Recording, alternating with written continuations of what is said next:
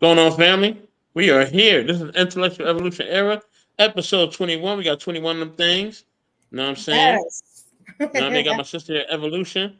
You know what I'm saying? Yeah, Hey. man. We're gonna get into this, you know. We put my music on. Music curated by Von Eric. What's going on? Before I get into this, man, let me take a quick pause for the pause. Pause for the cause, as y'all know how I say, right?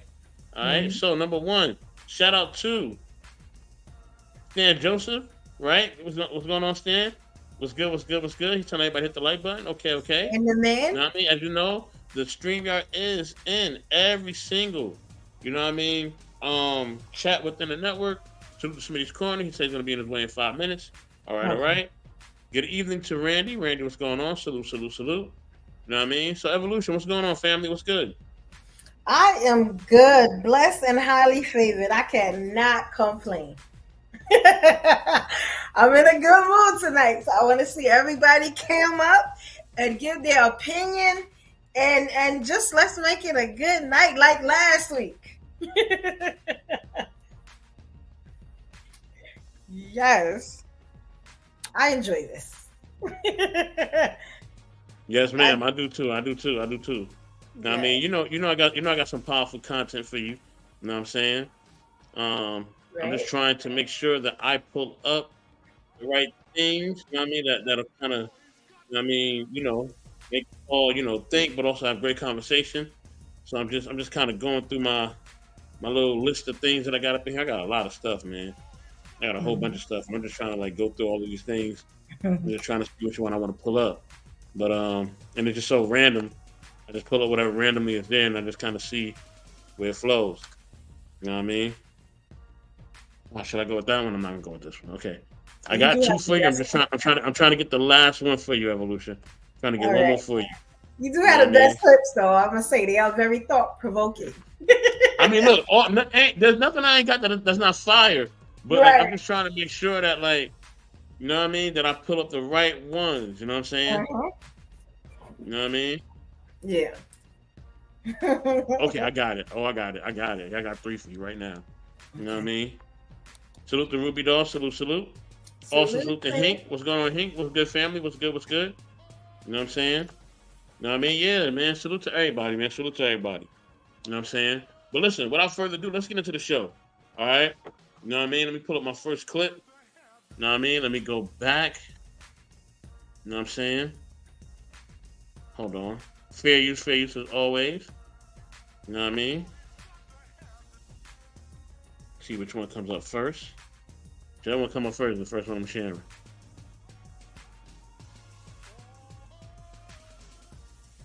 Boom. Okay, okay. Got the great late great Dick Gregory up on there. Okay. Let's see what he's talking about. Let's get it. Any God that didn't know your rent was due ain't God. Hmm? You crazy? You got to pray to God and tell God your rent due. Any God that didn't know your rent was due ain't God. Hmm? You crazy? You got to pray to God.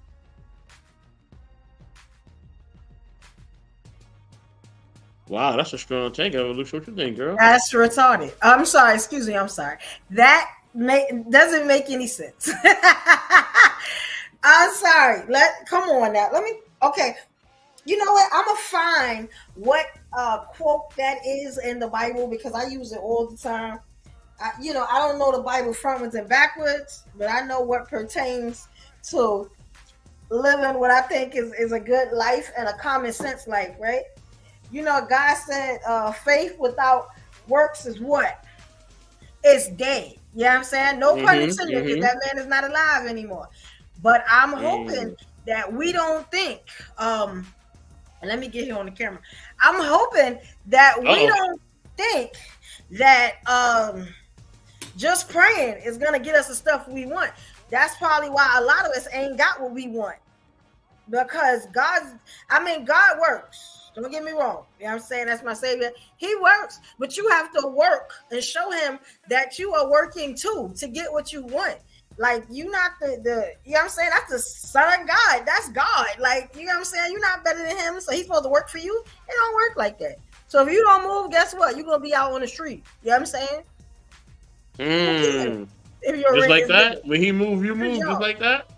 Yeah, Mm. it go just like that. I don't know why we feel like as a society, as a black, I don't mind going to God, but if you go to God in that type of stupidity, then you wonder why you ain't getting nowhere in life. Why, you know what I'm saying? It's because you retarded. Well, I keep trying not to say it, but You can say you're not mentally, you can too say bright. mentally challenged. You can say mentally challenged. There you Yes, like you're not too bright. Like I don't be understanding like that. And when I first heard it, I was like, here we go. That's why I played it. Yeah, that ain't go. What you think about that? Man, it's a lot. You know what I mean? It's not a Hmm. man. It could go either way, right? Salute to Take Heed to the Message. Salute to Chocolate Earth Foundation. I see you, sister. What's going on? What's going on? What's going on? Trying to look for Chocolate Earth right now in the comments. If you put something up there, hold on. Let me go up. There you go. Put salute. What's going on, Chocolate? What's good? What's good? So yeah, yes. Listen, I think that it can be taken in many ways. I mean, I don't know. There are times when I'm like, yes, you know, God is real and he's there for us and he surrounds us. And then there's times where it's like I don't know. You know what I mean? Because of a lot of the stuff that I've been through, sometimes I do know, sometimes I don't. You know what I mean? It's definitely something that, you know, it's definitely something where, you know, the whole concept of God is challenging, yet it's something that we try to grasp or try to understand. And really, to be honest with you, we never really gonna really understand it. You know what I'm saying? And the time we think we understand, it's like that's when we, you know, that's when we kind of a little bit off, possibly, right? Yeah. So because it's always something new you can learn. You know what I mean? So it's never you never have anything down packed and it's solid. You can always learn more, or always, you know, delve more into what you believe in or what you think is correct or not correct. You know what I'm saying? Right. So yeah. So the Smitty, what's going on? Hey, Smitty. Smitty, did you see the clip? Did you want to elaborate on the clip? Hold on, wait a minute. Did I? Hold on. Say something. So Can you hear me? yes, yeah, you sound fine. No, I was getting myself prepared. I had to put dishes away from dinner. If you don't mind playing it again, I heard Dick Gregory, but I didn't get a chance to see it. I don't want to respond incorrect if you don't mind. Okay, so I already clicked off the clip, but I'm gonna just share verbatim, right? All So right, go ahead. Go ahead. he said that any guy that doesn't know that if you pray to God for your rent to be due, you know what I mean, then how can that person really be God if you don't know that you needed help financially with your rent? You know what I'm saying? Right. That's not really God. So you need to pray to I guess you need to pray or devote your energy to something else, right? Ah, Um Ruby Doll says Mr. Gregory speaks in a way that makes us dig within. It may go over people's head. I got something completely different. I think he urges us to all take action over mere praying. Okay, and Ruby Doll, you know, come through if you can. Come through, come through. But yeah, Smitty, what you got from that, brother? of course, a lot of us would go to the stereotypical faith without works. Okay. I definitely totally concur. I'll try to, I guess, maybe revamp it a little bit, but still keep it to what he's saying from what I grasp, right? Um, Absolutely. So the whole thing, when people pray and just expect things to happen, what people don't realize is God gives us every example through people on how God would deal with us, but on the people level is very, very minute. So, for example, if we commit crimes, and depending on the crimes, right, we will go to jail. We will have fines. We will have certain ridicule and punishment throughout society. It is written that God lets you know through the angels and the angels seeping through people exactly where you stand. People don't recognize that what we have out here is people is what? Those who help themselves. People are more willing to assist that person as opposed to the person who's extremely needy. So just follow me. I'm a cake it in for you. So the point in which I'm saying is People have this headspace of thinking, all I have to do is just say it and it will be. Maybe, maybe. But more than anything, it's when you say it, you then have to follow through with actual action in order for these things to manifest themselves into the physical. A lot of folks do believe, like, for example, what you gonna do with oh no, Jesus got me, God got me. Oh yeah, I believe you. I believe God got us all, but I also believe that God as well takes those 2 steps towards us when you take that one. If you do not take the steps and show, hey, I am actually ready to be helped. I'm ready for your assistance. And I'm not just going to say I'm ready. I'm actually going to follow through when I get those signs, signals, messages, and or just outright out loud, you need to go here and do this for that reason. A lot of people like to ignore these signs and signals. A lot of people really do have it in their head that I can just say some shit, but not follow through on anything. So I'm very big on at least following through with things. So to land it, so we can keep moving. When it comes to what the brother, rest in peace, live in paradise to the brother Gregory, people who operate in the headspace of, I can talk more than I walk. I don't get upset at those people. I let them get the results that they get in life.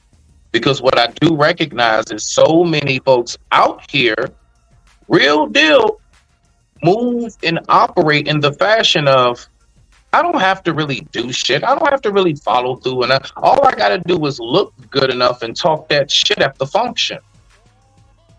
That's it.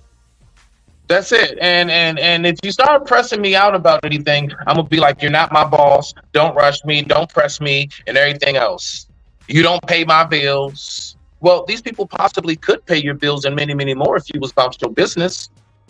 So don't be the person who goes to God saying, why didn't you save me? And God says, well, I sent you a helicopter, a boat. I sent you a whole fleet of dolphins and even some orcas to go ahead and make sure you got to shore safe. But you refused any of it because you kept telling everything I sent your way, no, I'm waiting on God. Thus, you're here with me earlier than you should have been. But I digress. My mic is muted. Rock out. I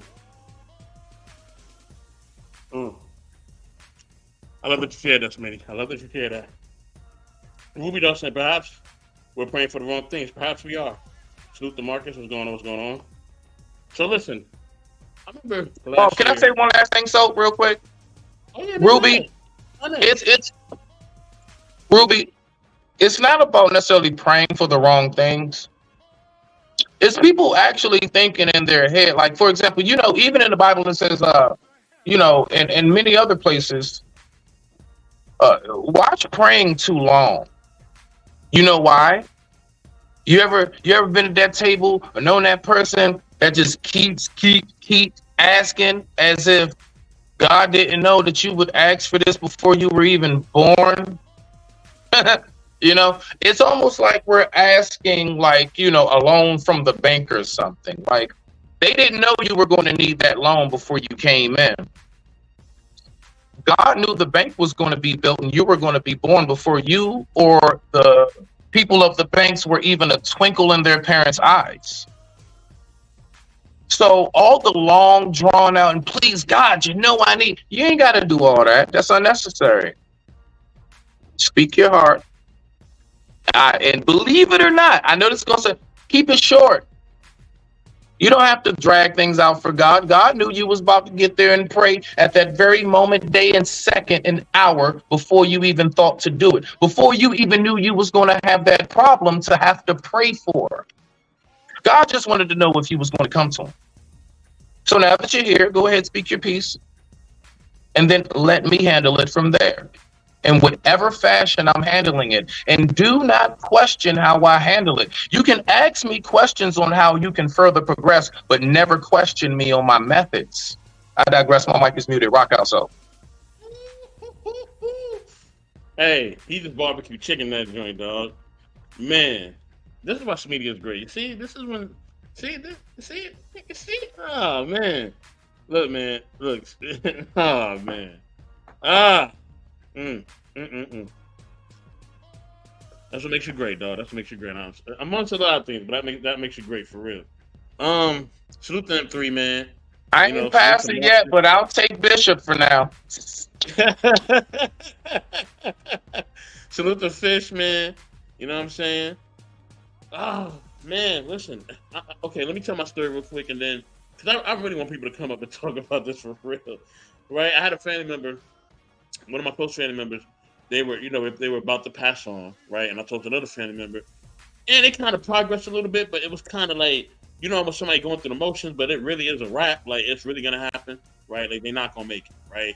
And you kind of know they're not gonna make it, but they try, we strong. What God made is a strong thing. The human body is not a weak thing. It's very strong, okay?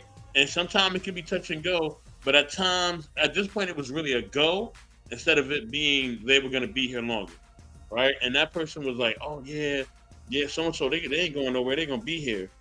And in my mind, I'm like, all right, you saying that, you know what I'm saying? But you say that all the time. You always say the optimistic stuff. You never say the reality of things, right?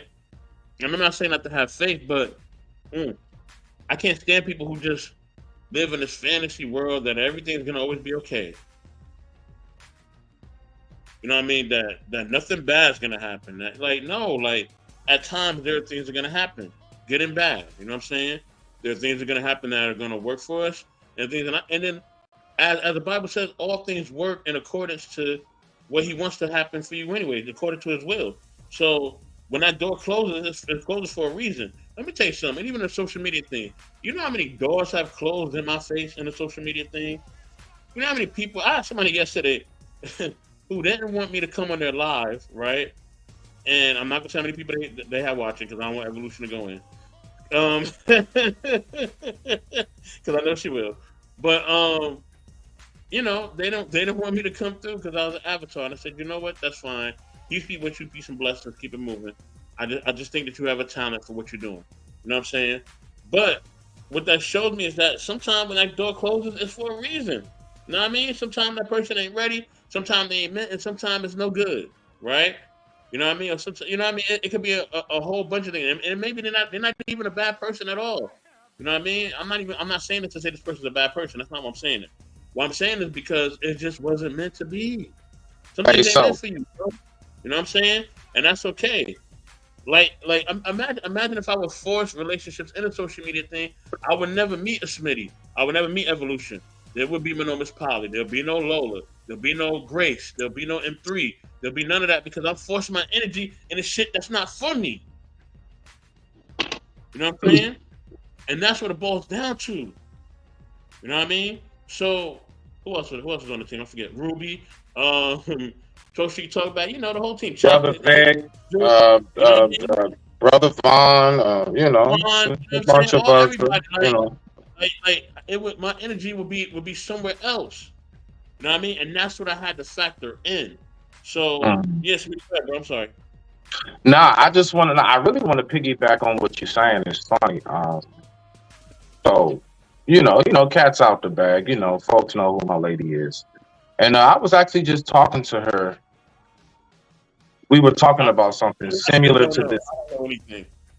Oh, okay. Well, yeah. I mean, maybe you'll find out one day who she is. But anyway, so me and my lady was talking, right? And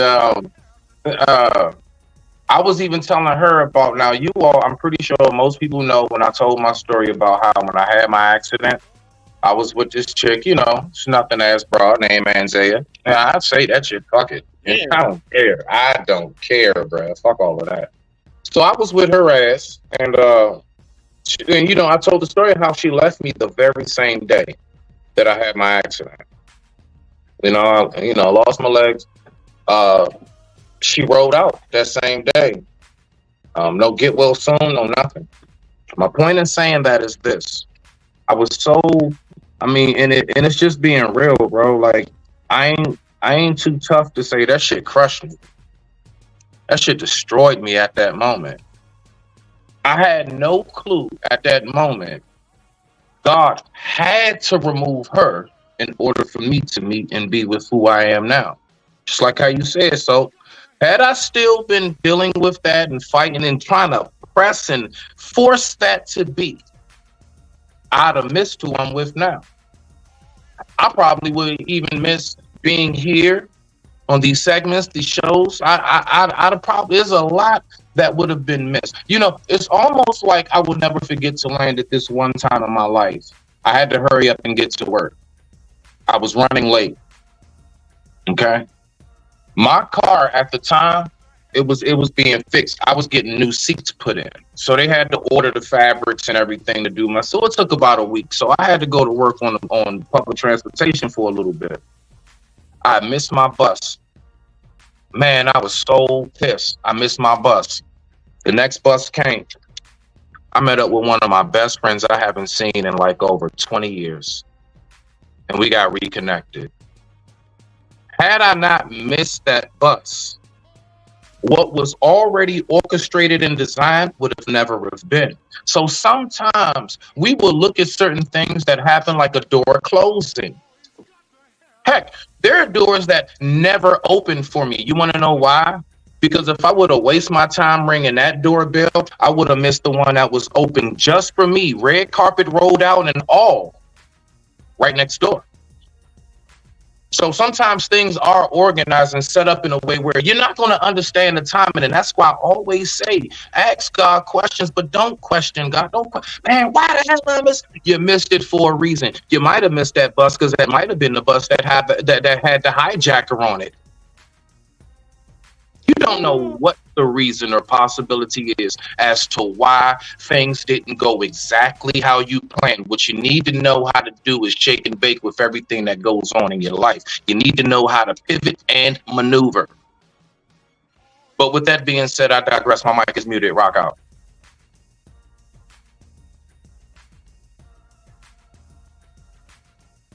I don't know if he been like taking my cereal out my cabinet or whatever, but whatever this man that ate today, I knew one of my boxes of cereal was missing. God damn, this man done took my cereal. But yeah, man, listen. This is incredible. Like that whole clip that was just content, man. And if y'all been liking the little clips that we kind of did with the Angry Man thing, you know, and that was produced by Evolution. You know what I'm saying? We got a lot more stuff coming for y'all very, very soon. The month of April is going to be a fantastic month. All right. Number one, because yes, it is my last month streaming. I know. Right. But also because in that month, we definitely going to go ham on a whole different level. And I hope y'all ready. I'm going out with a proverbial, you know, bang before my vacation. And yeah, man, you know what I'm saying? Like I can't wait. But yeah, with that being said, and it kind of went. This thing kind of came real fast too. Dang. With that being said, y'all, like we got some really beautiful stuff for you in April, man. Evolution got some great stuff. Smitty, of course, has some great stuff, and you know we're definitely gonna bring you some content that's gonna be so vastly just spectacular, man. And I got some new people that I'm about to bring in to the fold that y'all have never seen. You know what I mean? And y'all, it's just gonna be incredible, man. It's gonna be incredible. We do have some more pre-records that we will be bringing y'all, right? From all of us here, right? So we're gonna really bring some more pre-records. I gotta kind of, you know, empty out a little bit of my library on StreamYard so I can make some more room for the pre-records. But yeah, we got some stuff coming your way. Trust me. All right, we got some more content coming your way. All right. But let me get to my next video. Okay. Fair use as always. All right.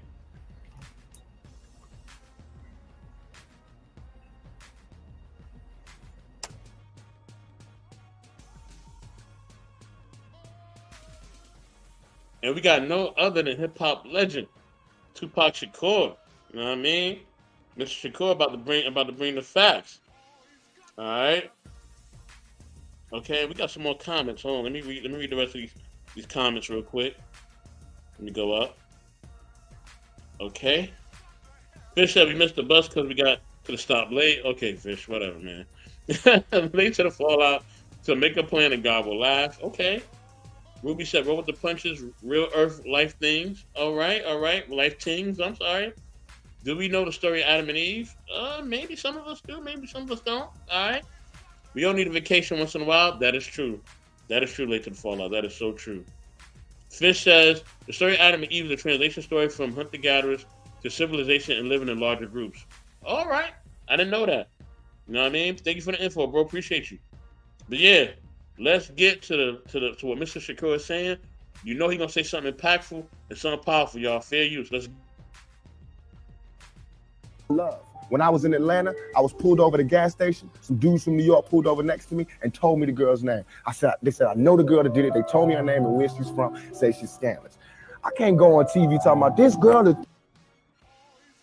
because that's what they want me to do. They want me to get on TV and talk about my black sister as a hoe and she's a bitch and she's a money grubber. I ain't fit to say that. I don't have to do that to show that I'm innocent. You know what I'm saying? I'm not guilty.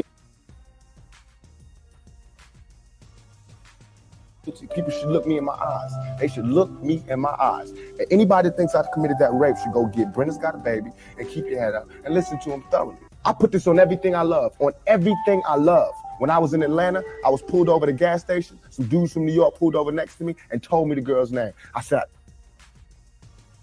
They said, I know the girl that did it. They told me her name and where she's from. Say she's scandalous. I can't go on TV talking about this girl, because that's what they want me to do. They want me to get on TV and talk about my black sister as a hoe and she's a bitch and she's a money grubber. I ain't fit to say that. I don't have to do that to show that I'm innocent. You know what I'm saying? I'm not guilty. People should look me in my eyes. They should look me in my eyes. And anybody that thinks I committed that rape should go get Brenda's Got a Baby and keep your head up and listen to him thoroughly. I put this. Ooh-wee, man. Oh my gosh. Ooh.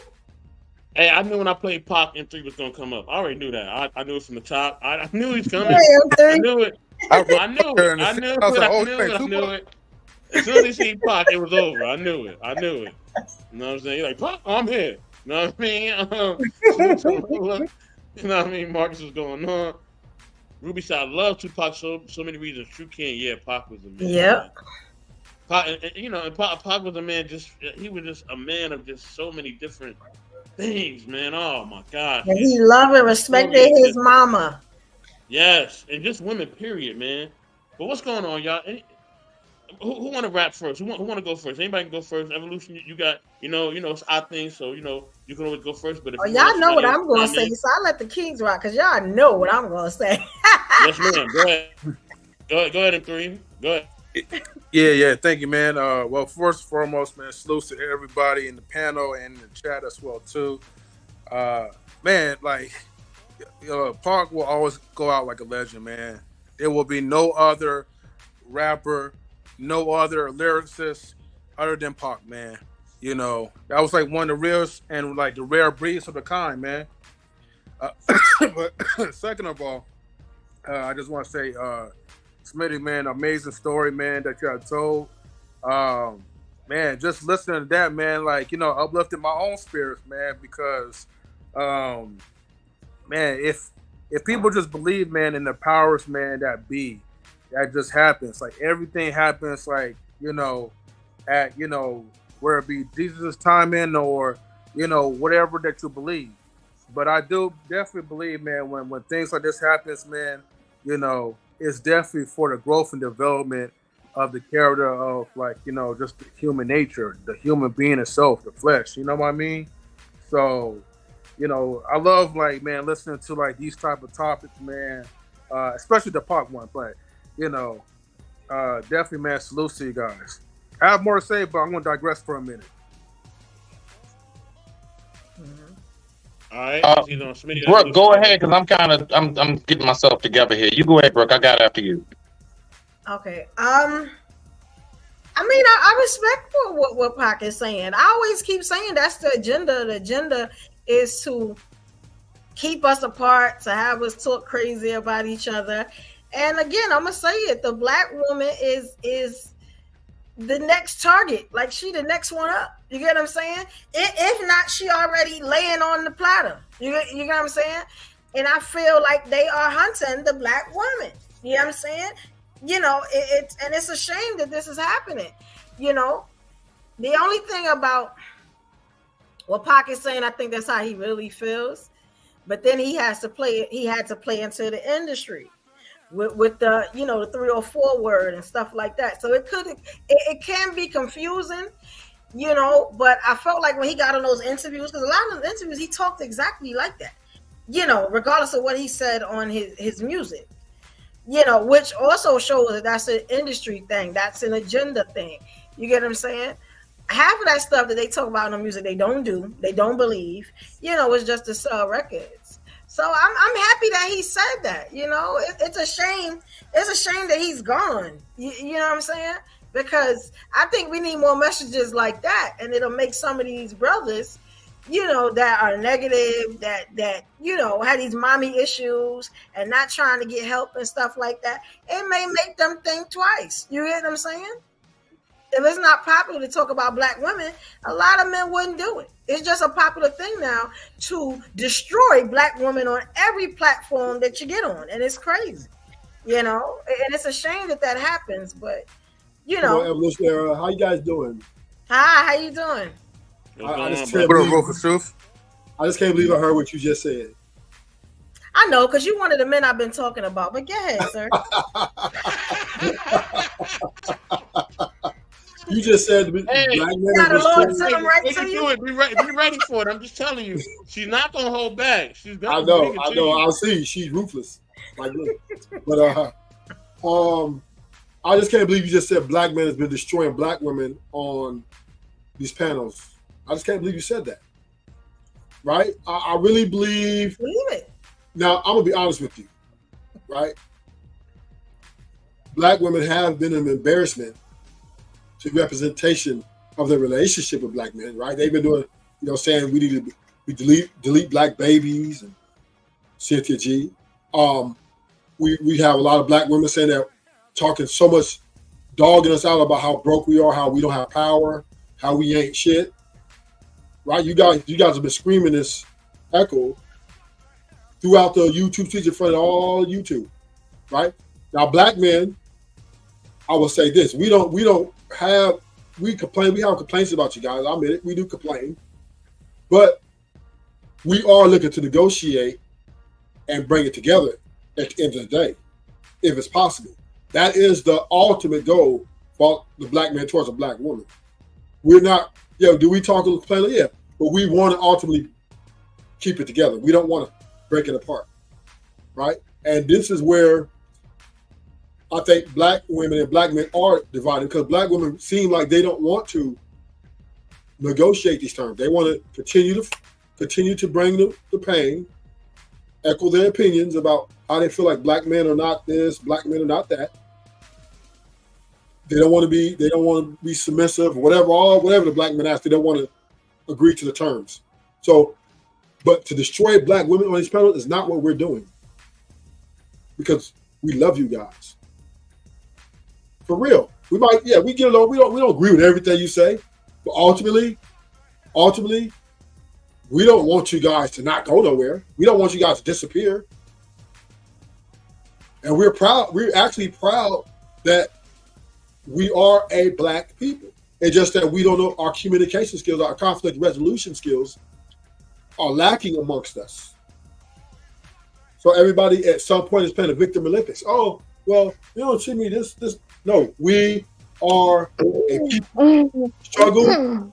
We are people from a struggle, right? Via the hold it in longer. Hold it in.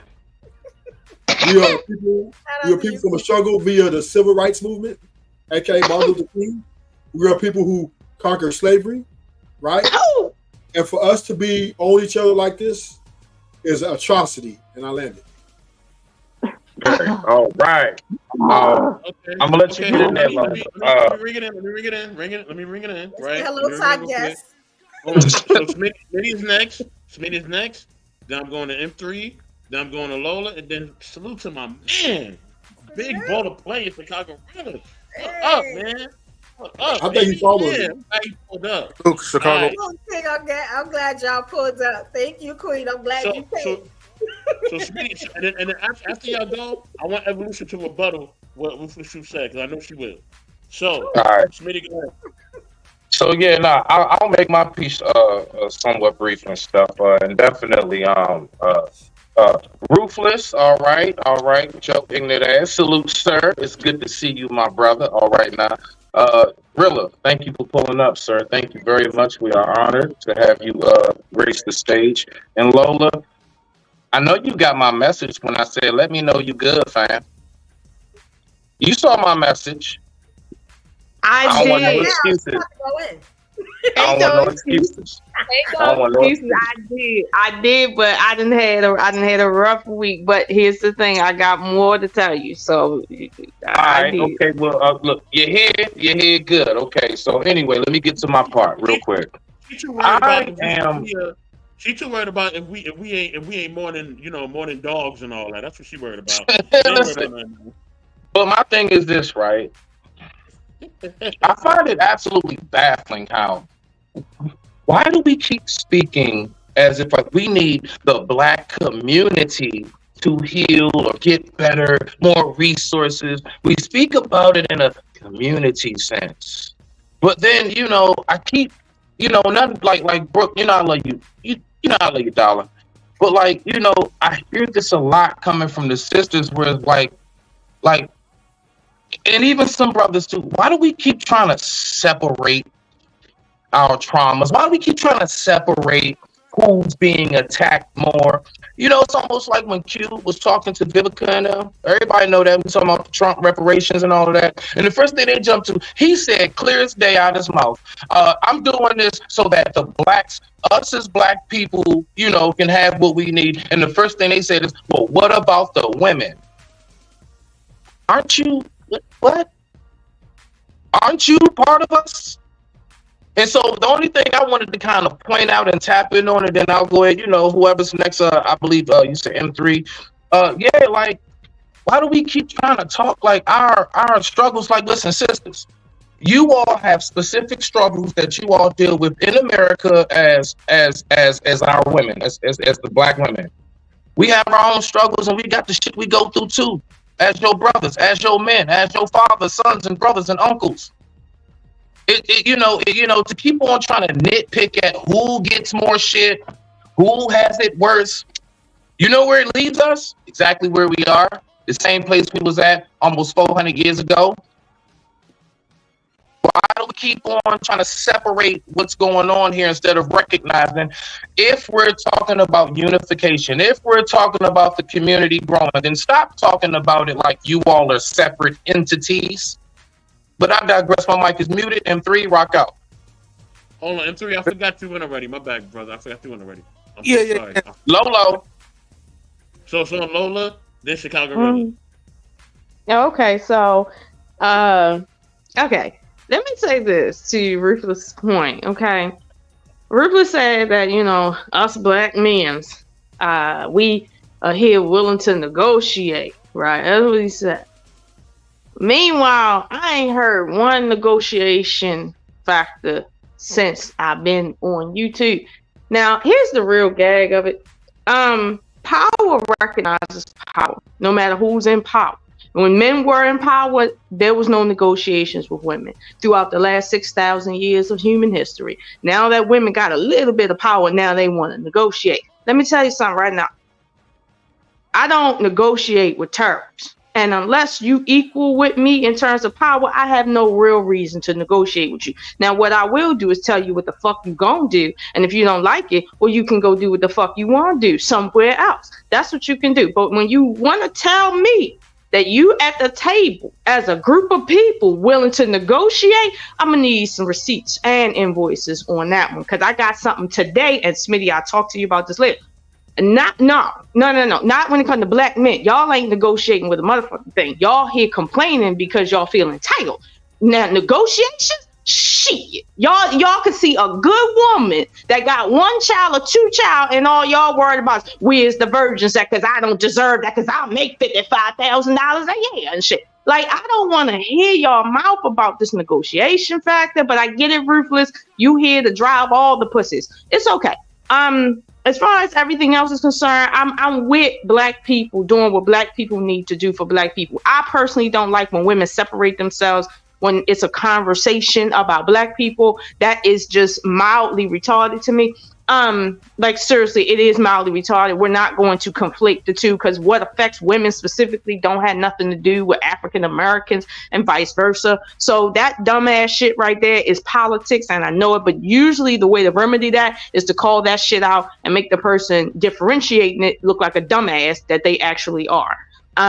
But that's what I'll say about that. I won't hold your I'll be quiet. I know everybody. Lola, do you think majority of our sisters are willing to sit down at the table if that talk was really to seriously be had? And honestly, do you think majority of the brothers are willing to truly, in a I would say genuine way, have that discussion? Like, not a bunch of sidebar shit, not a bunch of sneak disses, like just genuinely come in and speak your piece. No, nobody. And I mean, nobody is willing to. No, and the reason why they're not, and I'm talking about men, I'll flip it. The reason why black men are not willing to sit down at the table is because society is structured in such a way that they don't have to. They can just get their passports and go fuck off and continue to fuck off till they're 75 and shit, and then go get inside of Social Security and then get a house and a little bit of income and live off that till they fucking die and shit. And they don't have to really get a wife. They don't. So that's what it is. Now, when it comes to the women have been oppressed for a very long time. Now that women have power, meaning autonomy over themselves, marriage is not a priority. Honestly, marriage doesn't even work for most women, especially colored women.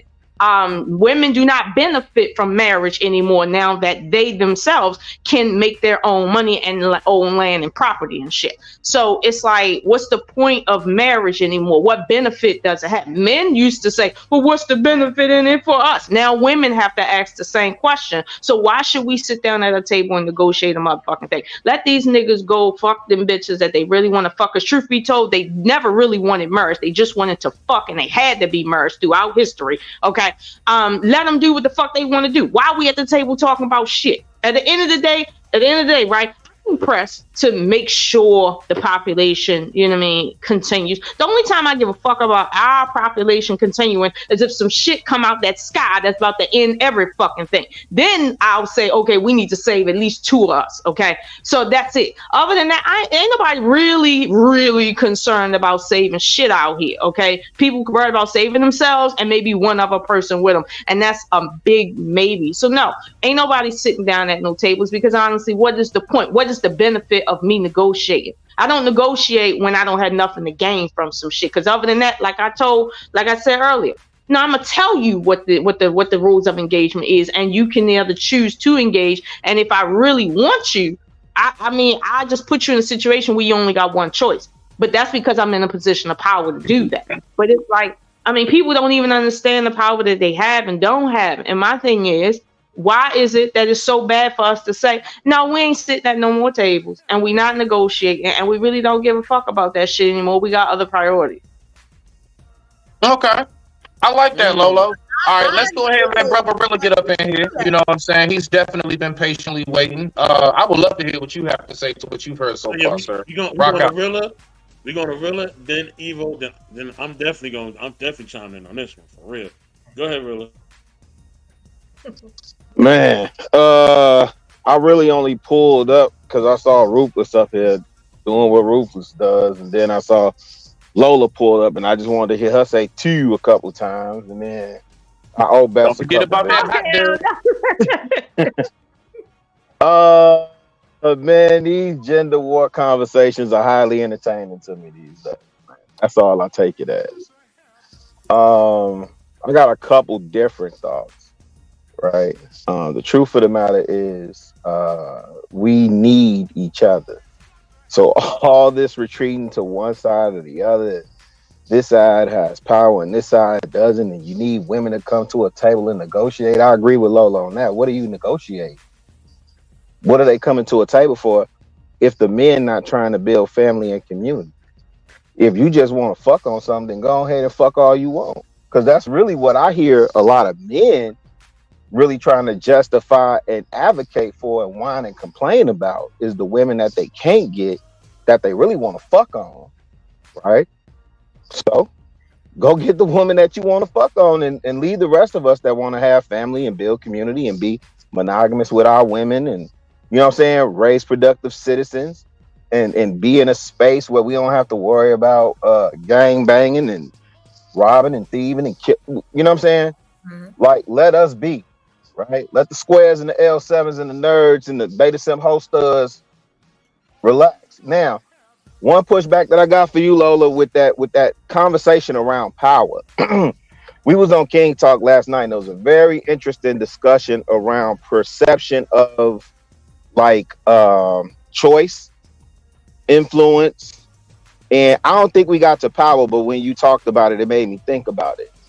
And when I hear people say that they have power, and this ain't gender specific, it's just if you understand the dynamics of the world, then you know that power doesn't. You know that power doesn't concede, right? Without some type of violence taking place. And with that said, I saw some like a very interesting observation that the way that women came into power was through advocacy of good men pushing that on their behalf. In other words, women didn't have to fight for it. They didn't have to go to war for it. They petitioned good men to advocate on their behalf, and those good men went to war on their behalf with, you know, evil men or oppressive men or whatever type of men to get basic rights and benefits for those women. Now, the truth of the matter is, if those oppressive men or evil men or whatever decide to do whatever, and this shit falls apart, then we'll really see who has power to do what. And my whole point in saying that is, like, we need to move more strategic and we're better together. The things that we can agree on and move as a unit, let's do that. We could fight behind closed doors, but in the public eye, let's be on a unified front and advance at least 1 point on the agenda. And I'm going. That's right. Show face. That's right. Okay. That's right. Well, so Rilla, let me respond to that. Hold on. Lola, hold it. Hold on. Lola. Just hold it real quick. All right. Smitty, take over the comment. Hold on, Smitty, take over the comment. Right? Yeah, I got it. That's what we're gonna do. Now, Evolution, do you want to rebuttal first, or you want Vic to go first? What you want to do? Let's Vic go. Okay, so we're gonna go to Vic. Then I'm gonna go to Evolution. Then I'm gonna let you rebuttal after that, Lola. Okay? So your rebuttal's last. All right, and then I'm gonna finally go. Okay? Let Evo go. Do your thing. I'm listening. I'm a time in. When the opportunity arises, so let me know. I have a very, very important question briefly for the panel, because Brother Rilla brought up some very interesting points that I want to tackle. One piece of it. Okay, go ahead. Okay, so let me know. So it's Vic, then Lola, then you, then Evo, then me. Okay. All right, that's cool. Vic, go ahead. All right. Yeah. I don't want to steal the floor. The simple. I'll keep it simple, and then we'll keep it moving. The children are the only ones we can negotiate. My bad, Vic, my bad. But and then before me is Chocolate. I'm sorry, Chocolate, then me. Okay, go ahead. The children are the only ones we can negotiate with. You have to raise better people. The next generation is where the hope is. We are who we are. We kind of stuck in the ways we plan to be stuck on, and we are unable to move past the things we are not yet mature enough to get by or wise enough to move beyond. The men who are in these high value male positions, they're in what they call the gray area, where they've gone past that time where that young woman looks appropriate to them, where they have some kind of a relation to her. That's why they got to negotiate with her, because she ain't the person they looking for. That person is an older woman that they talking about at the wall, but he lived so much life and so much time and so much experience. It's hard for a high value man to find his place to write himself inside of that story that she's already been writing. So of course everybody wants a blank piece of paper to start on. That makes sense. However, it's just not reasonable. So you're just gonna keep having these mismatched situations where the young girl who's in her prime don't line up with the old man that's in his prime. You know? So we gotta work on the children. That's all I got. Evo, it's on you. Thank you. Oh, go. Okay. I hear what everybody's saying, and all I seem to go back to in my mind is the fact that I feel like women right now are getting burned at the stake. I'm always gonna feel like that because I see it on platforms. I see it on like all of social media.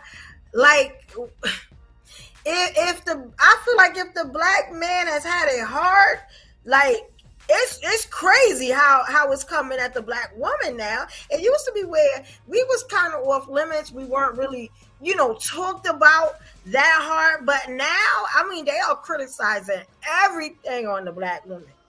And I think that that's a problem. Now, do I want to separate the sexes or I'm gonna be honest, I'm really not worried about that because I see a problem somewhere, and I happen to be a black woman that feels the negativity of what's going on.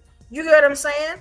And it's something that I'm gonna have to talk about. It's almost like when we say, I know you just got punched, but I got shot. So does that mean, I understand that you shot, but these punches right here, these don't hurt? Like, you know what I'm saying? It's like one of those. It's not, and I didn't say that to put a focus on one and not the other. You know what I'm saying? I just talked about what I saw. And right now, they are trying to take back every right of ours, even the right to police our own bodies. You get what I'm saying? And it's among other things. And it's a real big issue right now. So then you have women that come up like me, like Miss Ocean, like Chocolate. You get what I'm saying? That are really strong women that can stand up and actually, speak in a way that might get to people, and a lot of times we're pushed in the back like, oh, she's just talking. Oh, she's a feminist. She hates men. Like, the woman's voice is fighting to be valid. Like, y'all don't see this stuff going on? Or is it just that it doesn't matter to you? That's what I'm trying to figure out. You get what I'm saying? I said it for a reason, and I say it on a lot of these platforms, but I would just be trying to figure out, are we just like closing like a blind eye to what's going on now? The villainizing that's happening to women of all ages. Like, this type of hate that the woman is getting, it's hitting all ages. They are not discriminating at all. Like, everybody feeling it. I was on a panel this morning, and you know what they told me? Oh, because, you're wearing someone else's hair, and, you're wearing the nails and the eyelashes and stuff, you're not a real woman. I said, okay, so when I got all that, did they take away my vagina? Did they take my uterus? Because when I check, I'm a real woman. You get what I'm saying? Like, and it was just the audacity. And a lot of times, like Ms. Ocean was saying, it be the audacity.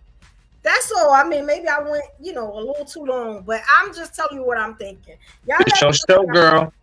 Yeah, because it's getting to be a little bit ridiculous now, Hey, Brooke, my thing with what you're saying briefly. Hold on, Smitty, hold on. Oh, Chocolate ain't go. I'm sorry. My bad. Lola Chocolate, then you, then me. Okay. My bad, ladies. Okay. Now I wanted to go back to what Chicago Rilla has said because he was talking to moi. Okay. I wanted to go back to what he was saying about power and the history of women usurping power through quote unquote good men. Okay. Really, like I said, I'm gonna need some receipts and invoices on that. Okay. Now we all know that the way women fight is not the way men fight. See what I'm saying? But it's still a fight. Whether or not I use deception, an illusion to win a battle, or I use brute force to win a battle. At the end of the day, if a battle is won, a battle is won. Just different strategies to get to it. Now, when you say, well, we use good men, the hearts of good men, I know from what I've studied in my academic career and in my own personal studies that the women's suffrage movement, as well as movements before that and after that, was not about, let's say, appealing to or placating to the heart of the good man, wherever that was at, in a time when all white men had slaves and shit. That's not what that was. No. So in reality, what it really is women, from what I understand, and you can check me on this, the issue with women's suffrage is that the idea was think like a man. Men only are going to react if it costs them to not react. Now, obviously, back then, treating women a certain way cost you, right? Now, let's suppose you got 7 daughters, 1 son, and you got 10 acres of land, and this is your family business, and you can't leave your property to your son. But your son catches a disease and dies early, right? And you too old to make another son. What's supposed to happen? You can't leave it to your wife. She died in childbirth. You got 6 daughters or 7 daughters right here. What you supposed to do? Give it to somebody? Oh, find a nephew who already has land from his father. Oh, let the nephew take your land. This is where we get the infighting from family from. So all that work for your son goes to somebody else's son because you got daughters. You see how that can quickly add up on the tax end? You paying all this tax, and for what? So your children your lineage won't even have access to your land? That costs people. Statutory rape, for instance, costs men. When your daughter got to come back home with a baby and she can't get married, and now you got 2, 3, 4 mouths to feed that you wasn't planning on feeding and shit for the rest of your natural life, and you a sharecropper, that shit equals money. And men tend to listen when that shit costs them, when it, like, in terms of consequences. That's how men learn, as you know. So at the end of the day, when women say, hey, women's suffrage is costing you this, you should stop that. This is how you get any man to listen. It doesn't matter if they good or bad. The bad men have their price too. Like my father always say, everybody got a price. Everybody got a price. And the price was paid even back then. And even now, the price is being paid. Men wanted the right to opt out of having, let's say, a child. Let's say if they didn't want the child. You see what I'm saying? They have a right to opt out of it, right? But it costs you something to do that. At the same time, women wanting the right to, you know, control their bodies. That's going to cost you something. You see what I'm saying? Because that's not going to get put on taxpayers anymore. That costs you something. So it's not just about, you know, just the men's side per se. But I want to just say that when you talk about women in power, women are always seeking to get power, especially when they're in a position, a losing position where it doesn't benefit them. Everybody's looking to have power. That's why I always say, like, you know, Donald Trump, he's what everybody want to be. He is his authentic self, and he get paid to be that way, no matter if you like it or not. Whether or not he got the money or don't got the money, he always got it.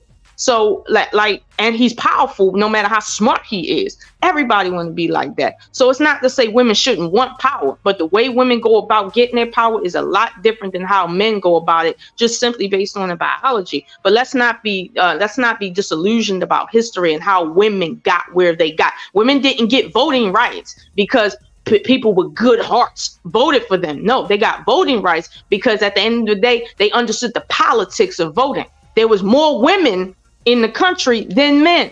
If women can vote, guess who wins? There's all men in Congress.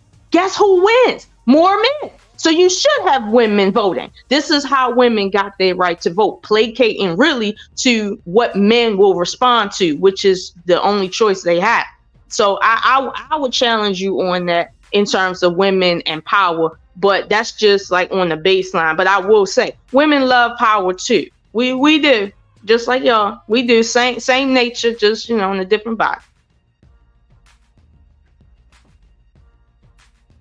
Sister Chocolate, what you got for us, huh?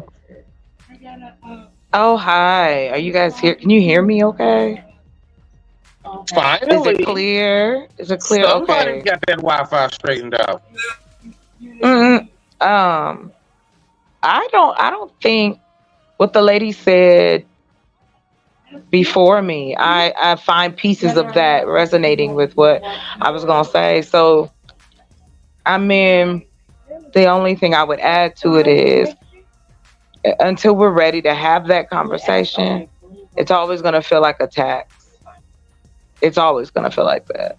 Because until we can actually sit down and understand each other, I think women overdo it and I think men underdo it. I think that because as women, we are taught to be the nurturers and the carers and all of these things, these list of things that we're supposed to be. And it's almost like the right man will come out of nowhere, right? Like, if you have all these virtues, he's going to see from afar. No. We don't talk about the social aspects of that, the rejection that comes with it. You know, so again, I'll be more, you know, I'll probably have more in the next go round, but ladies, y'all did very well. Thank you. Thank you, Queen. Okay. Thank you, Chocolate. So Smitty, it's on you, and in Chicago, real, I'm gonna give you a chance to rebuttal what Miss Oshun said. Then I'm gonna go and play the next video. All right, cool. So I'm going to tap in on a few things I heard people say, then I'm going to get to the question. Brother Rilla, if you don't mind, I would love for you to answer this one first, this question I have, because of what you were speaking about. Now, Brooke, once I do that, you know, whoever's going to respond can respond, but, you know, I want you to really, like, direct your flow. You say you talk next. So, look, right? So, one, Vic, when you were saying the only ones we can negotiate with, and salute to you, black man, salute, respect to you. You said the only ones we can negotiate with is children. No. No. What I'm noticing a pattern of with like our communities and everything we have going on in the situations of the black people's lives. The fact is this, us as men, we continuously will tell the women over and over again, we built all your comfort. You need men because we built the infrastructures. We put up everything. We are majority of the inventors and everything. So I agree. And since I know that to be the fact of the matter, right? I don't care who effed it up. We built it. It's up to us to get that bitch fixed. It's up to us as the men to talk to other men. Don't bring the women, don't bring the children into none of that shit. Now, like I always say, ladies, once we get the blueprints and we get that ball rolling, please don't be no roadblock. Please don't hinder what you see we're trying to do for us all. Please do the one thing that for ages and centuries on that you have been actually very, very good at, and that is just cooperate. That's it. Don't try to shit on what we're doing. But I do believe that I don't care how it got messed up. The captain is the one that told everybody to hoist the sails and everything else, port starboard, and all this other shit. So if that ship starts to go down, I'm going to be just like this until you see bubbles coming from my nose. Period. Right? That's just my philosophy. That's how I see things. Now, when it comes to, Brooke, what you were saying as far as, you know, with the women thing, like, honestly, again, like, I really do believe we keep somehow or another keep trying to separate the struggle. Now, let me ask you this, Brooke. Me as a father, my daughter being 16, she going through something. Let's say she's 21, so she's an adult. My daughter's going through something, and she's coming to her father. She's asking dad for some advice or what have you, or even my woman, my mother, my sisters, aunt, grandma, whoever. If the women in my life are going through something, should it subsequently be I'm going through something as well? If my daughter has a problem, don't dad got a problem? If my woman has a problem, don't her man got a problem? There's no separation in what's going on. You going through something, I'm going through something. And it should be if I'm going through something, we going through something. Not this whole like my pain's deeper than yours, my cuts hurt worse. You got paper cuts, I got real stab wounds. No.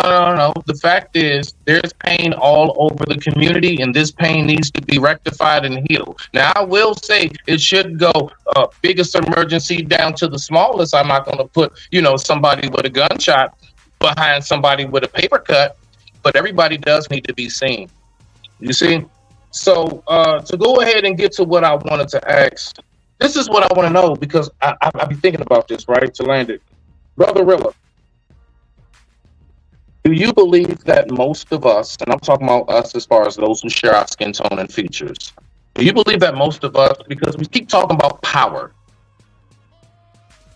I personally believe that majority of us have been given abundance of power that we were never trained to use. Now let's take Puffy. Abundance of power. Look at all the shit he's going through. Didn't know how to use it. I mean, you know, I still love my brother Cosby, Kelly.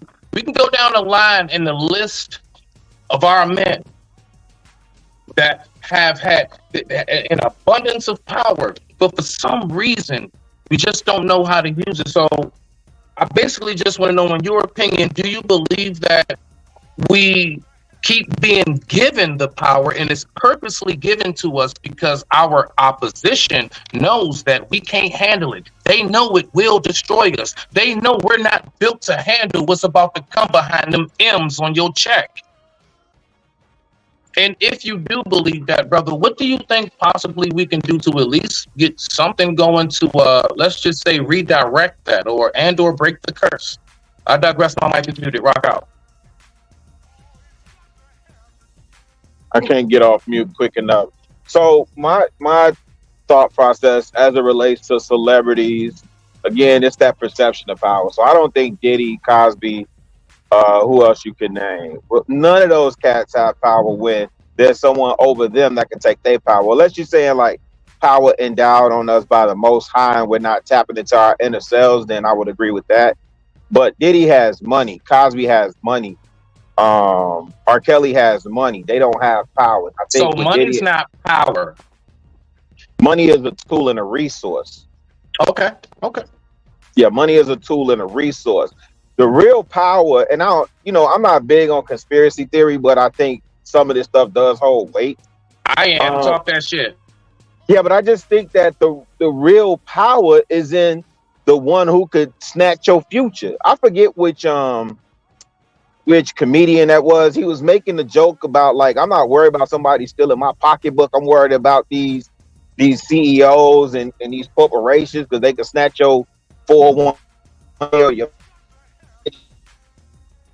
Bernie, take your royalties, everything. Yeah. So those type of people, those are the ones with like real power. And again, we got to remember, and I'm not saying this to be funny. It's the reality of it is sobering. Like, we're a minority in this country, right? And I mean like a real minority now, because the last report that I saw, Hispanics passed us, right? I think they're at 18% of the population, if I remember correct. We're at 14.5% of the population now, right? And we're conquered people. Period. This is why I keep saying we're better together. This conversation around gender wars, who have power and who don't have the power, doesn't matter.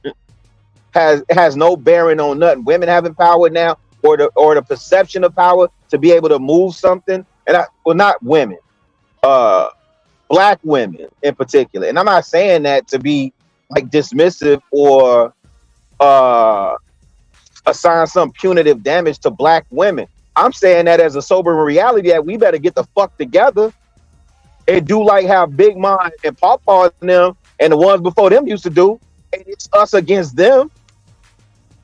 We better find something to stand on and band together. And let's say Lola, I can see it. I don't have a response for Lola. I've watched her in this space long enough. If you let Lola talk long enough, somehow, one way or another, she ended up making my point. She just broke down the methodology on how women achieve power, but it's still through an ally. I'm not saying total power or whatever, but I don't have a real rebut for it. My total message is always around community. It's never demeaning either one of us. It's never saying better and these heifers are bad, or Pookies and Ray Rays gotta go and the women and the Black woman is got. It's not none of that. They duping all of us. You think it's by happenstance that these gender wars are big money on YouTube? YouTube would split that advertising bag to watch black folk tear each other apart, talking about who better, this, that, and third. Meanwhile, our birth rates are dropping, our marriage rates are decreasing, and we're debating the significance of pair bonding. At our basic innate need, people talk about biological imperative, right? Your basic innate need and desire is to pair bond with another human being, chiefly the one that's opposite of you, because they complement. Compatibility is bullshit. Does my woman complement me? Does she fill in the gaps? Where I'm weak, is she strong? Where she's weak, am I strong? That's the real deal. We better get back to family and community, fam. That's the end of it, period, point blank, in a sense. You ain't gonna have shit. Wipe the black man off the face of the earth. What do you have left? Right? Wipe the black woman and get the black woman out of here. Who's advocating on your behalf? What two things? I'm gonna go on mute after said the two. My bad. And I apologize. No, you good. What was it? What was that you said? You said the respect or something. You said forget that. Give me something. What was them two words you just said? I don't know. I'll be 50, man. I'll replay it back. I'll replay it back. You got to strike while the iron hot. I'm 50, man. I'm losing that memory. Too many days, too many days. I might as well be your age. I don't know, but I know at the end of the day, man, you better find you and get with that woman and make it work. You better stop running around out here trying to fuck on everything and make an excuse and talk about your biological imperative is the reason why you want to fuck on everything. You understand what I'm saying? You better stop running around here talking about, I don't need no man. Okay. Okay. Can we talk about that, though? Can we really talk about that, though? No, ma'am. No. Why not? We would have to hit that, because it seems like men villainize women when they say that. You get what I'm saying? Because you got to think about it. When you get put in that casket, right? Is your man going with you? Are you going with the woman they putting you on the same casket? Wanting and needing is two different things. Yeah. And I always talk about that. So if you believe in a creator, right? If you believe in a creator, the creator, however you term that, I don't think God make mistakes at all. And we see throughout the universe, everything pairs and bonds, in some significant way to procreate, recreate, and lineage, legacy, and their species, right? I don't get listen, if you as an individual don't need it, then that's your business. Have at it, right? I would stick to that, though. Please don't have no babies out here running around and operating as a single parent, because that does us no good, right? Broken family does no one any good. We're living with the effects of broken families. So nobody's saying that, but what we find is people tout that and listen, I have the same pushback for men that say, we only need women to procreate. Then you making God a liar, right? Because when he created Adam, he gave him all this responsibility, gave him all these tasks to do, and came to him and saw that he was still depressed, still unfulfilled, and he said, it is not good for man to be alone. So there's purpose in us being together. Now, individually, if that ain't for you, then that ain't for you. I don't begrudge nobody that don't want to be with nobody, but overall, by and large, on a pair bond. By and large, a lot of us want companionship. By and large, a lot of us want to be in relationship with someone. By and large, a lot of us don't want to die alone. It is what it is. Stop faking. Let me say this too. That overreaching point of you going to the grave by yourself, you have expired already. There are people who but listen. Yeah, but you going into the grave 6 feet. Right. Here. Which means you have a family. Wait, no, listen. You can. Is that ideal and is that optimal? There are people who have went on their deathbed. They have had their entire generation. So they were surrounded by their entire generation. Why we make it seem like somebody always in these depressed state of beings when they transition? There are ancestors who have went. There are elders who have went with generations surrounded by them, and they saw it was good and they left. My grandma kept saying, "I'm ready." She said, "My work is done. My kids are grown. I know my grandbabies. I'm ready." It's a new transition, and that is very much so. I know that firsthand. Live in paradise, Grandma Eon. That's right. I'm with you, Brody. I think they say that because it's the inevitable. Grandma. Like, you know what I'm saying? It's the inevitable. Like, that's not our choice. Just like I feel like Eve was stronger than Adam. Like, you know what I'm saying? I always felt like that. Come on, son. If it wasn't for Eve, No. Let her say it. It works fine. Adam was weak as hell. Can we talk about it? Adam was weak as hell. He had no mind of his own, and he got his instructions from God. Did you say he had no money of his own? He said, "Let me show you something, Jesus. Let me show you something. He ain't the one. Eat this apple for him." That's what happened. What just happened? What? Hold on, family. Hold on. Because I got a few more people in the building. All right. Because I definitely got to go after Evolution said all that. Salute to White School Podcast, and I'm definitely about to go ham. All right. So I'm gonna go to Vic because Vic said he want to say something. Then Ruby, you after that. Go ahead, Vic. All right, let me see if I can tie this up just a little bit, right? So I do want to quickly respond to Smitty and saying, let's not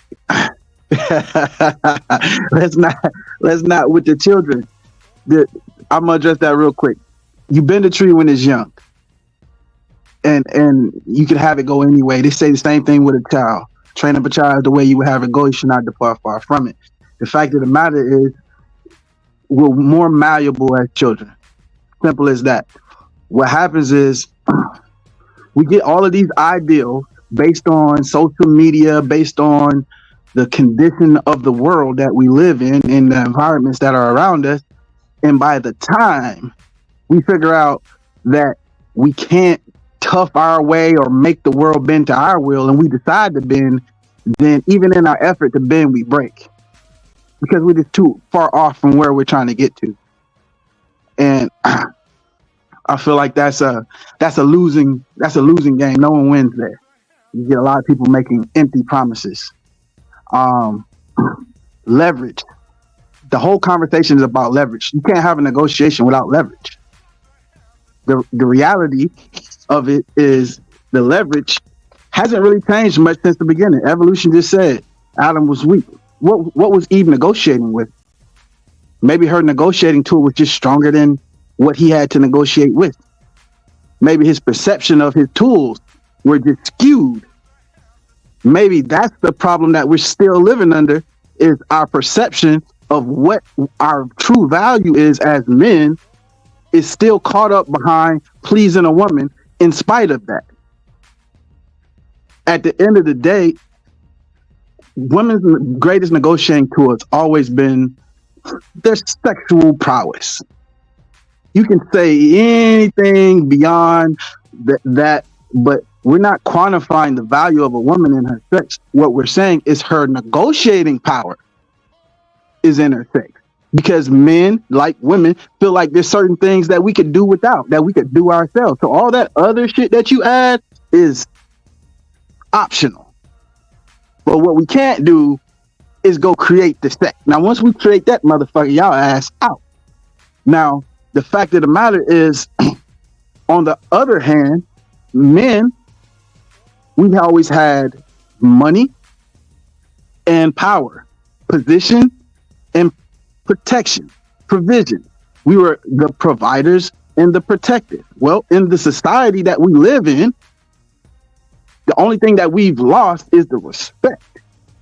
Both men and women have lost their common denominator, which was respect. Hey, Vic, did we, because, remember I was talking about this on your show actually not too long ago, I think episode 2. Did we really lose our respect, my brother, or did we put it down somewhere one day, walk away, and someone else picked it up? I honestly, truly believe that we didn't have anything, for the most part, taken from us. I don't believe that we really lost anything. I believe that for whatever kooky strange reason, one day, in the midst of us needing the strength, dignity, integrity, discipline the most, we just decided to take all of that along our travels and sit it down. And brothers like myself and sisters like myself during that time before I was born was like, oh, wait, hey, we need that. And somehow or another, those who was leading the pack was like, nah, we'll be fine. Just leave that there. And it was all about power. A lot of information, a lot of things to be passed down, and we just left it there, and someone else picked it up, and now we're running around here talking about somebody stole some shit from us.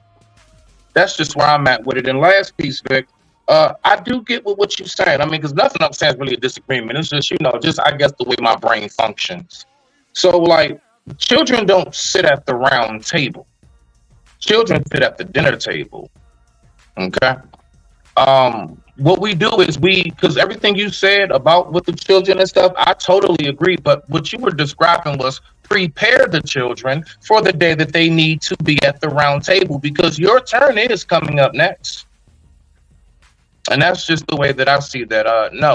The fact is that the last time I saw a child get into power was Kim Jong-un, and look at how that shit been working out.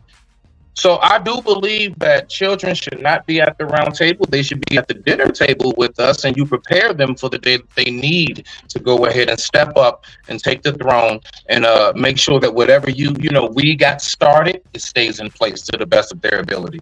But I digress. My mic is muted. But you made some great points, Brody. Well, let me just land my plane. Okay. I agree with you do, and I don't want to spend a lot more time on the children. I actually want to just close that point. But the respect that you were talking about, we didn't lose it, but we consciously exchanged not only our respect, but the power and our position for pleasure. I'm not even going to limit it to sex, but for pleasure. Everyone is caught up into satisfying their wildest desires at any cost and exchanging it for whatever. Like there's even your own health, your own life. Pleasure is the thing that is the greatest negotiating tool. That's what the devil works out of. That's how he can talk you out of a 20-year friendship or relationship or whatever the case may be. Now, this is what I have to remember, Vic. You can only negotiate with those who can comprehend the negotiation contract. That's not true. People take bad deals all the time. And where does it get us? Do you think we need any more bad deals, Vic? I don't think we need that near one more bad deal. I don't think we need that near one more shaky moves. So let me. I'm like tires. So this is negotiation that I put on the table. The negotiation that I suggest, right, for men, because women are in the catbird seat. They already where they want to be. They making their own decisions. They got money. The only thing that they don't got is what we got. And if they figure that out good enough, we're gonna be asked out too. So at the end of the day, what has changed is it's all financial. The reason that people aren't lining up because those young men are not financially empowered. Oh, you got to be 40 to hit your financial stride. That ain't always been the fucking case. That's just the reality that we living in now. So it's forcing the mismatch. It's forcing the age gap. Those women aren't predators seeking old men, and those old men aren't predators seeking young women. It's just the sign of the time. And I think that the only way that you can undo that would be to say, hey, women, y'all stay out of the workforce. Because that's what happened. The workforce has been split in half. And y'all wonder why so many broke ass men? Y'all got their jobs. We woke up. Y'all got their jobs, but you looking for them to have something. You saying it's men that are broke because women took their job? They took our job. I got a hard time with that, Brody. I always make it happen. Don't nobody. I don't know. Me personally, I would never say no. The reason why I ain't working, baby, because all these heifers took everything. You think I can come home and say that? No. Hold on, let Vic land because I gotta get the Ruby. Hey, yeah. Let me close this. Now, are women willing to go back home, using your legs closed as birth control, the only true birth control, and actually being willing to master the home front and be more than a shitty housekeeper?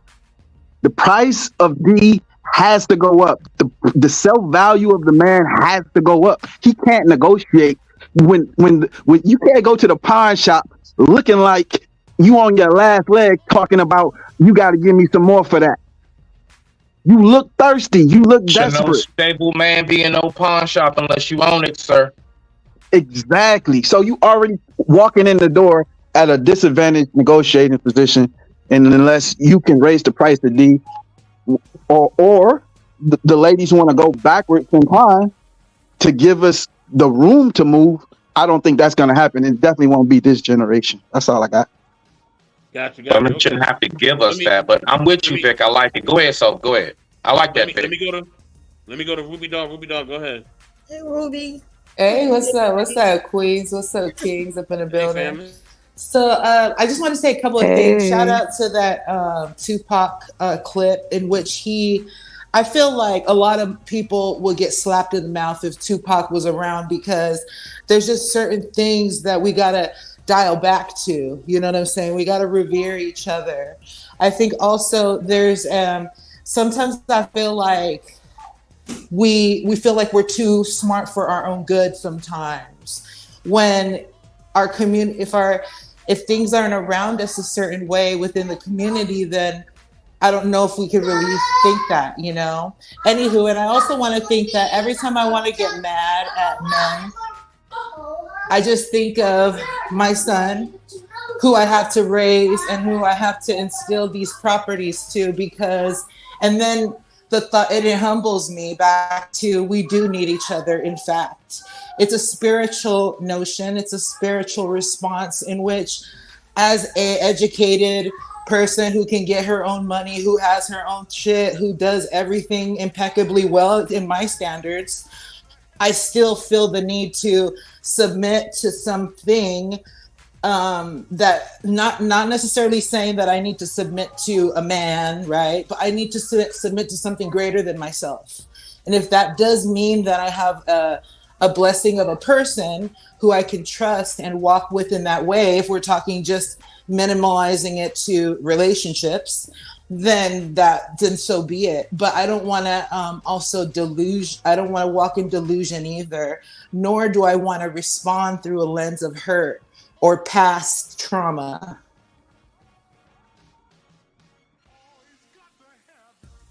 Okay, Ruby Dog, cook that. I like that. I respect that. Definitely. Like that.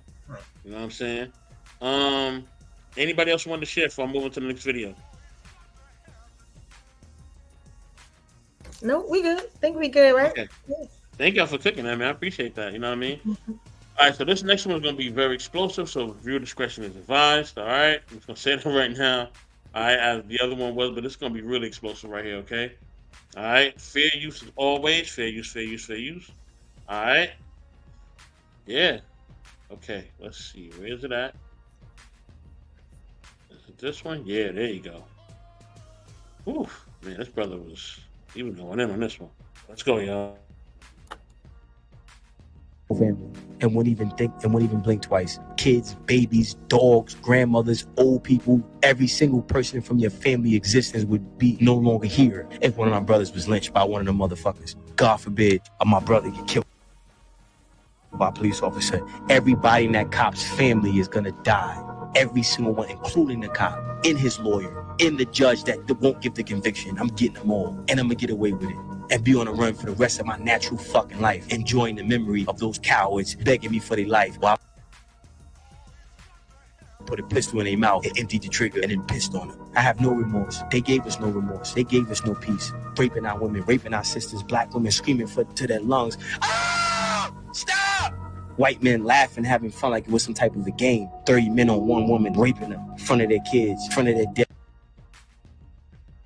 husband. You think I give a fuck about somebody's opinion? I didn't forget. I make sure I remind myself the fuck these motherfuckers be doing. I don't give a fuck about Gaza. I give a fuck about Israel, Palestine. Let one of them get hung. I would murder that person's whole family and wouldn't even think and wouldn't even blink twice. Kids, babies, dogs, grandmothers, old people, every single person from your family existence would be no longer here if one of my brothers was lynched by one of them motherfuckers. God forbid my brother get killed by a police officer. Everybody in that cop's family is gonna die. Every single one, including the cop, in his lawyer, in the judge that won't give the conviction. I'm getting them all, and I'm gonna get away with it and be on the run for the rest of my natural fucking life, enjoying the memory of those cowards begging me for their life while I put a pistol in their mouth, emptied the trigger, and then pissed on them. I have no remorse. They gave us no remorse. They raping our women, raping our sisters, black women screaming to their lungs, "Ah! Stop!" White men laughing, having fun like it was some type of a game. 30 men on one woman, raping them in front of their kids, in front of their husband. You think I give a fuck about somebody's opinion? I didn't forget. I make sure I remind myself the fuck these motherfuckers be doing. I don't give a fuck about Gaza. I don't give a fuck about Israel, Palestine. Let one of them get hung.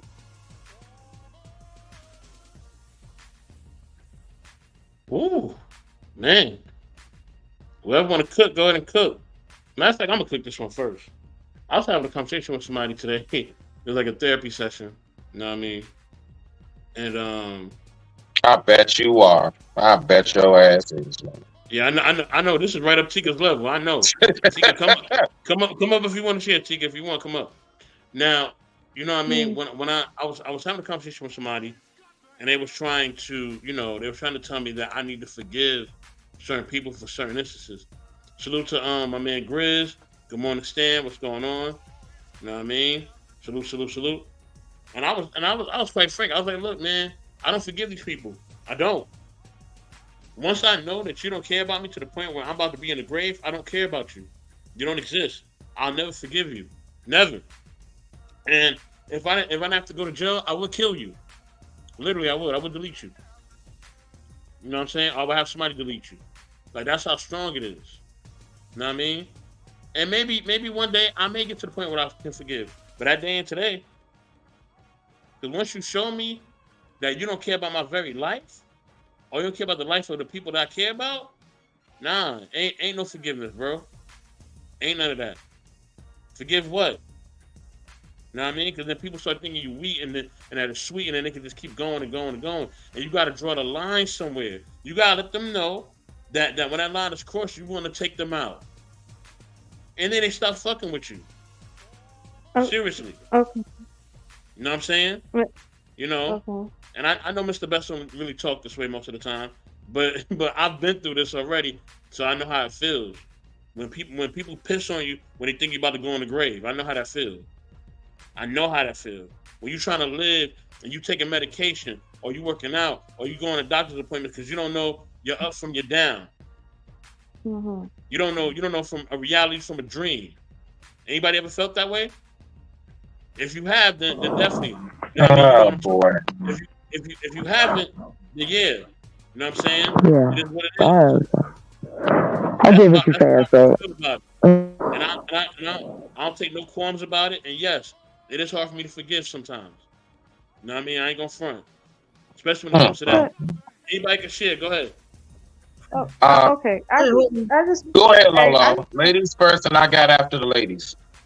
I just want to ask a question because I'm listening to the video and he's making statements that have to be supported by certain facts before he can remotely say those statements. Now, I'm not making a statement towards you, Mr. Best. However, my guy here is talking about the period of what we call, that began with what we understand as the Ma'afa, right? That's what he's talking about. However, I'm picking up a tinge of foreign blood in him. And I'm like, if you are from the continent, okay, hold on, wait a minute. If you from the continent, you know that the Ma'afa wasn't the start of slavery. And slavery actually started about 500 to 600 years prior to that in Africa However, the perpetuators of slavery in Africa was not the Portuguese prior to the Ma'afa. It was actually Africans that I'll give them progenitor through the Arabs. However, this is something that was been going on, that raping and stuff like that of women in mass casualty happened on the continent and still happens on the continent. And as we know, slavery, as we knew it, ended in 1992 in Africa versus, was it 1859 here? Like when he says, when he talks about black, white people, here's the thing. I can forgive somebody who is not from my people that want to conquer my people because it's in their best interest. I can forgive them for that because that's natural. What I can't forget is my own doing that to me. That is what's unforgivable. And I don't see him talking about that. But I see him talking about he's going to go and delete the judge who wouldn't give the rightful conviction. Meanwhile, anybody who is from the Americas know that judges don't give convictions. It's juries that give convictions. And I'm gonna be honest with you, right? I've been a juror, and if you try to split that vote, you might as well give that life away. So you better negotiate with that life if you want to put it away or give it away, one of the two. But you have to understand politics to even get to that point in the conversation. But he's talking about spending his life hunting down people that literally do not have anything to do with the deletion of anyone in his family. If a police officer kills someone or deletes someone in your family, that police officer should face criminal charges. However, if the evidence showed that your family member was on some fuck shit, then that's just too bad. Okay, seriously. And I say that as someone who has family members that I wouldn't want to see go nowhere. I talk to my family members and I prep my children. But at the end of the day, if one of mine do something that causes their own demise, I have to live and die with that. But that's life.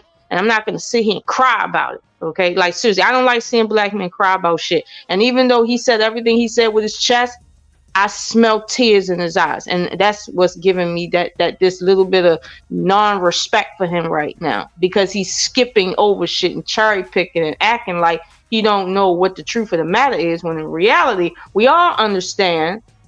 We know we not new to this. When he talks about his anger for the let's say for retribution, that's a natural thing. We all feel that. You don't have to reiterate that in no way that we all don't understand.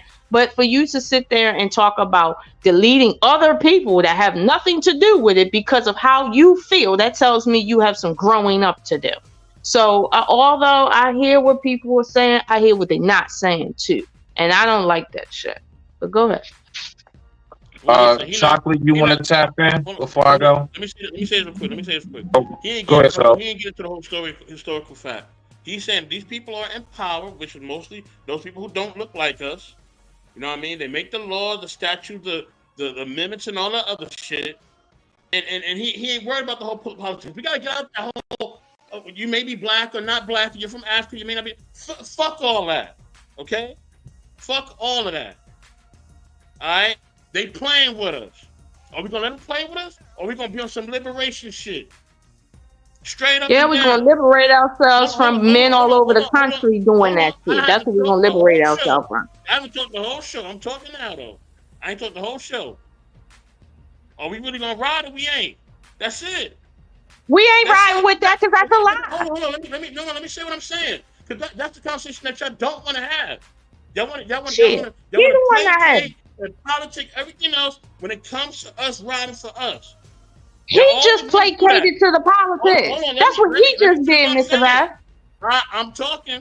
I haven't talked the whole show. You have been talking this show. Stop playing. No, I haven't. I've let y'all rock for the most part. Let him get it out. Go ahead, so respect him talking. Go ahead, so. Let me say what I gotta say. Now, we want to politic and do all the other shit when it comes to us. Fuck all that. Nah, when it needs to go down, it needs to go down. That's it.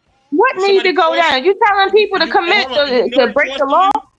And you some crossing you. Forget the law. Ain't nobody worried about the law. We ain't make the law. They made the law. We ain't coming with all these rules and all that. We wasn't sitting up in Congress and all that. It wasn't us that came up with this stuff. We didn't make this country. We didn't. You know what I mean? We may have built it, but we didn't come up with the laws and statutes and all that. We didn't. Let's be real, because we didn't. And we know that already. That's a fact. So why we can't take accountability for the bullshit that happened here at our own hands? Why we can't take accountability for that? If what you're saying is true, why not? Nobody is saying that we don't have. That's what you are inadvertently saying. Nobody's saying we have issues. Nobody's saying we have issues. No, we don't. It's not a matter of not having issues. If somebody goes to Chinatown right now and murk somebody from Chinatown, they're not worried about what the fucking triad is doing in their community. They ain't worried about that. They looking for the person that murked somebody up in their community. They don't care about the degenerates. They care about who murked who. There was a guy out here in California. It was a college student. He was Chinese, right? He got murked. They put so much like money when it came to finding his killers. It was crazy. You would think this dude was a prince or something like that. It was just a regular college student. But you know what? His community wasn't playing about him. Them communities don't play about their people. We be playing. Are they supposed to though? And trying to. Lola, you're not gonna stop me from talking. You're not gonna change my mind. I'm gonna say what I gotta say. I ain't trying to change your mind. I'm not really trying to change your mind. If you feel like telling people, she don't agree, nigga. That's all. She don't agree. That's all she's saying. Okay, she ain't gotta agree. It's all good. But let me say what I gotta say. A lot of stuff that y'all say I don't agree with, but I let y'all rock. I let y'all talk. You know what I mean? So at the end of the day, that's how I feel. And I'm not changing how I feel. That's what I believe. And it is what it is. Smitty is on But how you believe is not what that man in that video was just saying. That's what I'm talking about. That's cat right there. I don't care about that. If you don't care about that, I don't know why we had to sit through that shit then. Say it again? If you don't care about what the fuck happened in the video, why we had to sit through that shit? It's so peaceful. Like I said, I'm saying what I feel about the video. That's it and that's all. Smitty, it's on you. What? Right. All right, so look, real quick, since it's on Smitty. Oh my God. Thank you. What I wanted to say to that is, look, right, I'm childlike with Lolo on that one. Like, look, and not in the direct angle she's on, but she spoke on a piece I didn't quite see when I was listening. Bruh, the way that nigga talks, honestly, bro, is extremely immature, bro. First and foremost, we always so focused on, I wish the nigga would have just came on camera and said, you know what, this ain't got shit to do with white people. I just want to fight a nigga or two. Just say that, bro. Just say you want to get an issue off. Because the fact is that I get it. I believe me. I'm a very passionate guy myself. It's often mistaken for like anger and disgruntled. No, I'm just very passionate. But like, I also know how to think. Like, when you get to talking, he don't have no clue of how his words, your passionate words. You know how many young niggas gonna go ahead and do double life or get the chair and not even see 25 because somebody going off what you saying. We got to recognize, dog, when you on certain platforms and you saying certain things, there is somebody who's going to listen to that retarded shit and throw their life away. Because they don't get the intricacies and how this shit works. There's levels to it.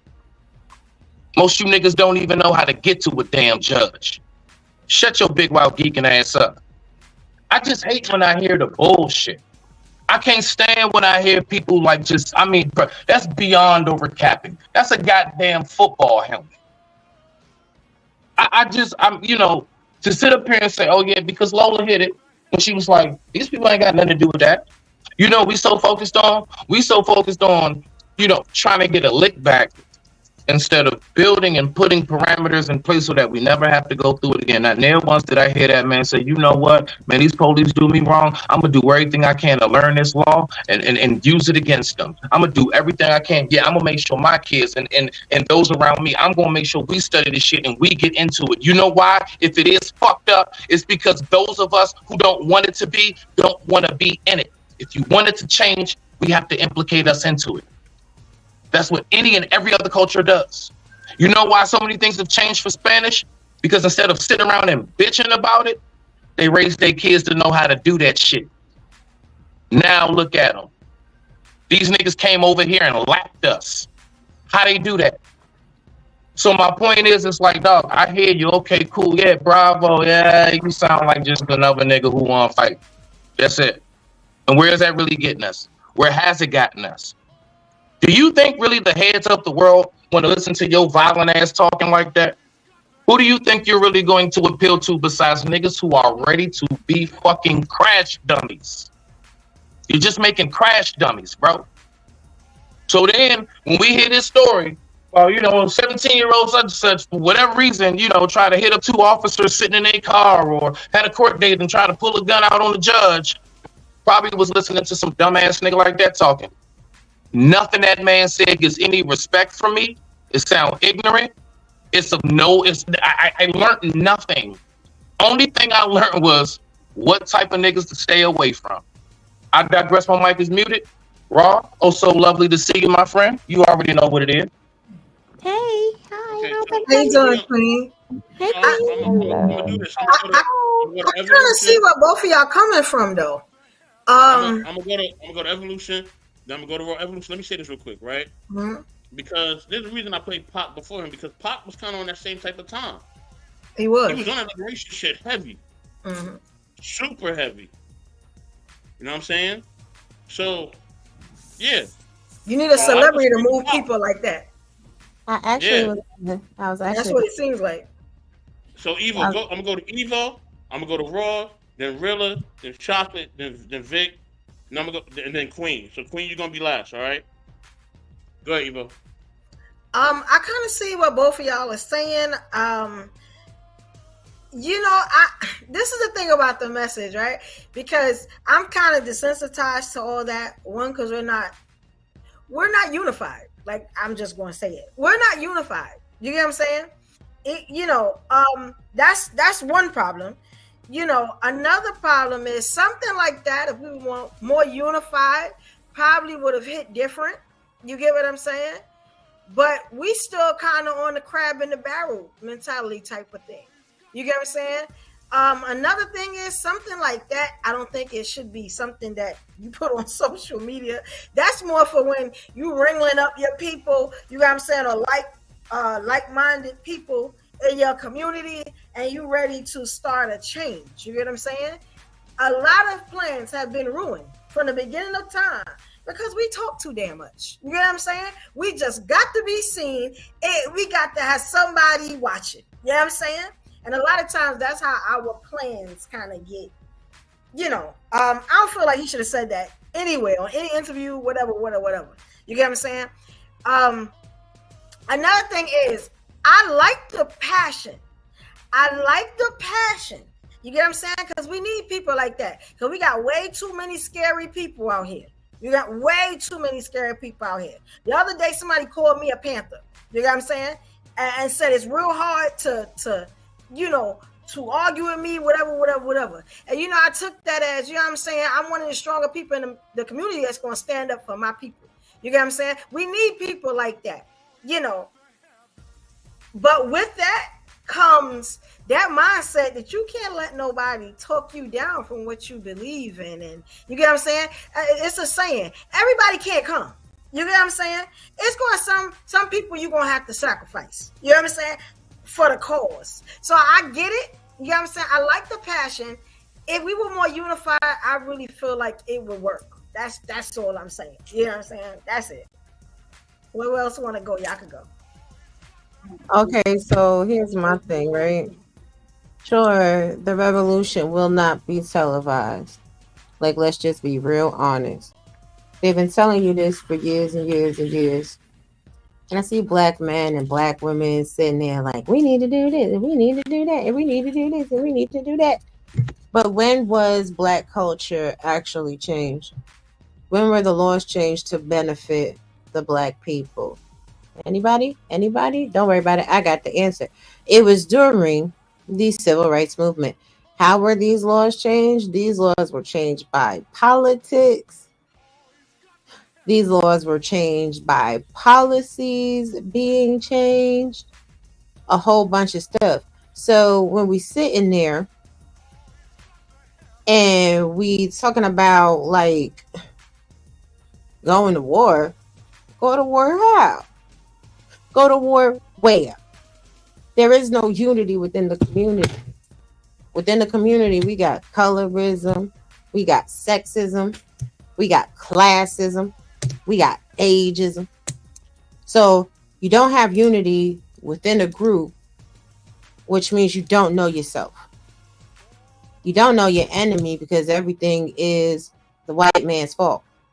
Instead of sitting back and analyzing the white man's system, how has the white man actually operated with so much power and impunity for almost a millennia in this land? See, until you understand those things, people will tell you that redlining doesn't even exist. It's not a thing, and it has no actual weight to the lack of education within the Black community. People are undereducated. They are not involved in politics, not even on a local level. When there's a Black politician that is making a move to get elevated into congressional seats or senatorial seats, nobody goes out and votes for him when he's trying to volley to be the local comptroller. Everybody wants to say, well, high value, and you women better be this, that, and the third, because none of you qualify for a high value man. Meanwhile, the majority of the community, especially the African American community, has a median income almost $10,000 less than the median income for the whole entire country. When you look at the Bureau of Labor and Statistics, African Americans are the lowest earners, with the income gap between men and women being negligible. It is a difference of less than $5,000. But Black men want to be the leaders, and they sit on social media every day crying about women. They sit on social media every day crying about the white man. They sit on social media every day crying about baby mamas, while they stick their penises in women and then leave women with children, broken homes, and say it's the fault of the women. I need Black men to take 50% of the responsibility that Black women shoulder in this community, instead of trying to put Black women down. I need Black men to get off of the Xbox and the PlayStation. That shit ain't paying you. Get into a motherfucking book, bitches. Go down to Congress. Turn on MSNBC. Watch the filibuster. Go get a law degree. Become a lawyer. All of these high value lawyers, since y'all got problems with the child support system, bandy together, create a lawsuit, sue the United States government. Do some work instead of being so goddamn angry. Because the men that moved the damn needle for our community were men that in fact presented blonde hair and blue eyes. Were men that in fact presented as African American. Men that had degrees in law. Men that put their lives on the line. Our ancestors fought in the streets, stood up against the oppressor, was hosed down, attacked with dogs, killed and slaughtered. Slaughtered in their own house. Shout out to Fred Hampton. Done dirty by the CIA and their own people. Shout out to Malcolm X and Martin Luther King. Put in jail for incessant amounts of times. Shout out to the Black Panther. And then their ideologies were taken and used and made part of the social service system. And then we are vilified for having to receive social services when we were actually providing this for our communities as a whole. The NOI actually was causing unity within Black families, causing women to go in the house dressed modestly, and causing order within the communities. And they try to vilify the NOI too. So yeah, let's just keep vilifying each other. Yeah, let's just keep yelling on social media. Yeah, let's just keep acting crazy. Fuck it, that's more fun. That brings more clicks and more views, and that brings more dollars for the individual. And the individuals don't do shit but take that money and give it to Balmain, Balenciaga, Fendi, Jordan, Chrysler, Nissan, and Cadillac. Ain't doing shit for the community. But I'm gonna be quiet. Hey, Raw, real quick, what's the NOI? I'm sorry if I sound slow. What's that? Nation of Islam. Nation of Islam. Oh, duh, my bad. Okay, I've also never aligned heard. with the fruit, which also aligned with the fruit of My Islam bad. as well. The military branch of the Nation of Islam. But Hey, you can Chicago, get your black card back at the end of the show, Smitty. yeah, you will. Hey. Real, it's on you. It's on you, I'll Real. buy everybody Popeyes on me, nigga. Popeyes on me. Man, remember, I got to eat healthy, so you can't buy me that, man. You got to buy me something else. Real, it's on I you. will Go take the Popeye. I will take Popeyes. ahead. You need to stop. You need to stop doing that too. You don't all get nothing to right? drink with your biscuits, though. Red beans and rice for Nothing to so drink at coming all. up. Chicago Real, it's on you. Really, you there? Yeah, I'm here. Hey, listen, I just wait for people to stop talking. You know I got PTSD from Thursdays, man. I don't talk when other people Oh talking. man, Nah, I just wait patiently. I Man, just go ahead wait and get in there, patiently. Chicago. them Thursdays are magical, baby. I ain't gonna lie. Listen, man, that's the royal. Shout out to Bizzle, man, for coming through with the nuke bombs. I do have one question after I kind of recentered this a little bit. The brother, I was driving, so I couldn't see his face or anything to determine his age or if he was, young or whatever, right? He looked between 25 and maybe 32, maybe mid 20s, early 30s, from what I Okay. saw. Either way, even if he was around my age, the conversation sounds young, which kind of lets me know, or because I deal with them types, right? And that gentleman is part of our warrior class that's been eradicated. They misdirected, misguided, and undecided about quite a few things. And a lot of times they just need to be redirected into the right place to position that passion, that anger that they have. Because they're not wrong to have it. It's just misdirected and misplaced. So like Raw was given a couple of good options for them to utilize that frustration, right? Go get a degree. Go become an attorney.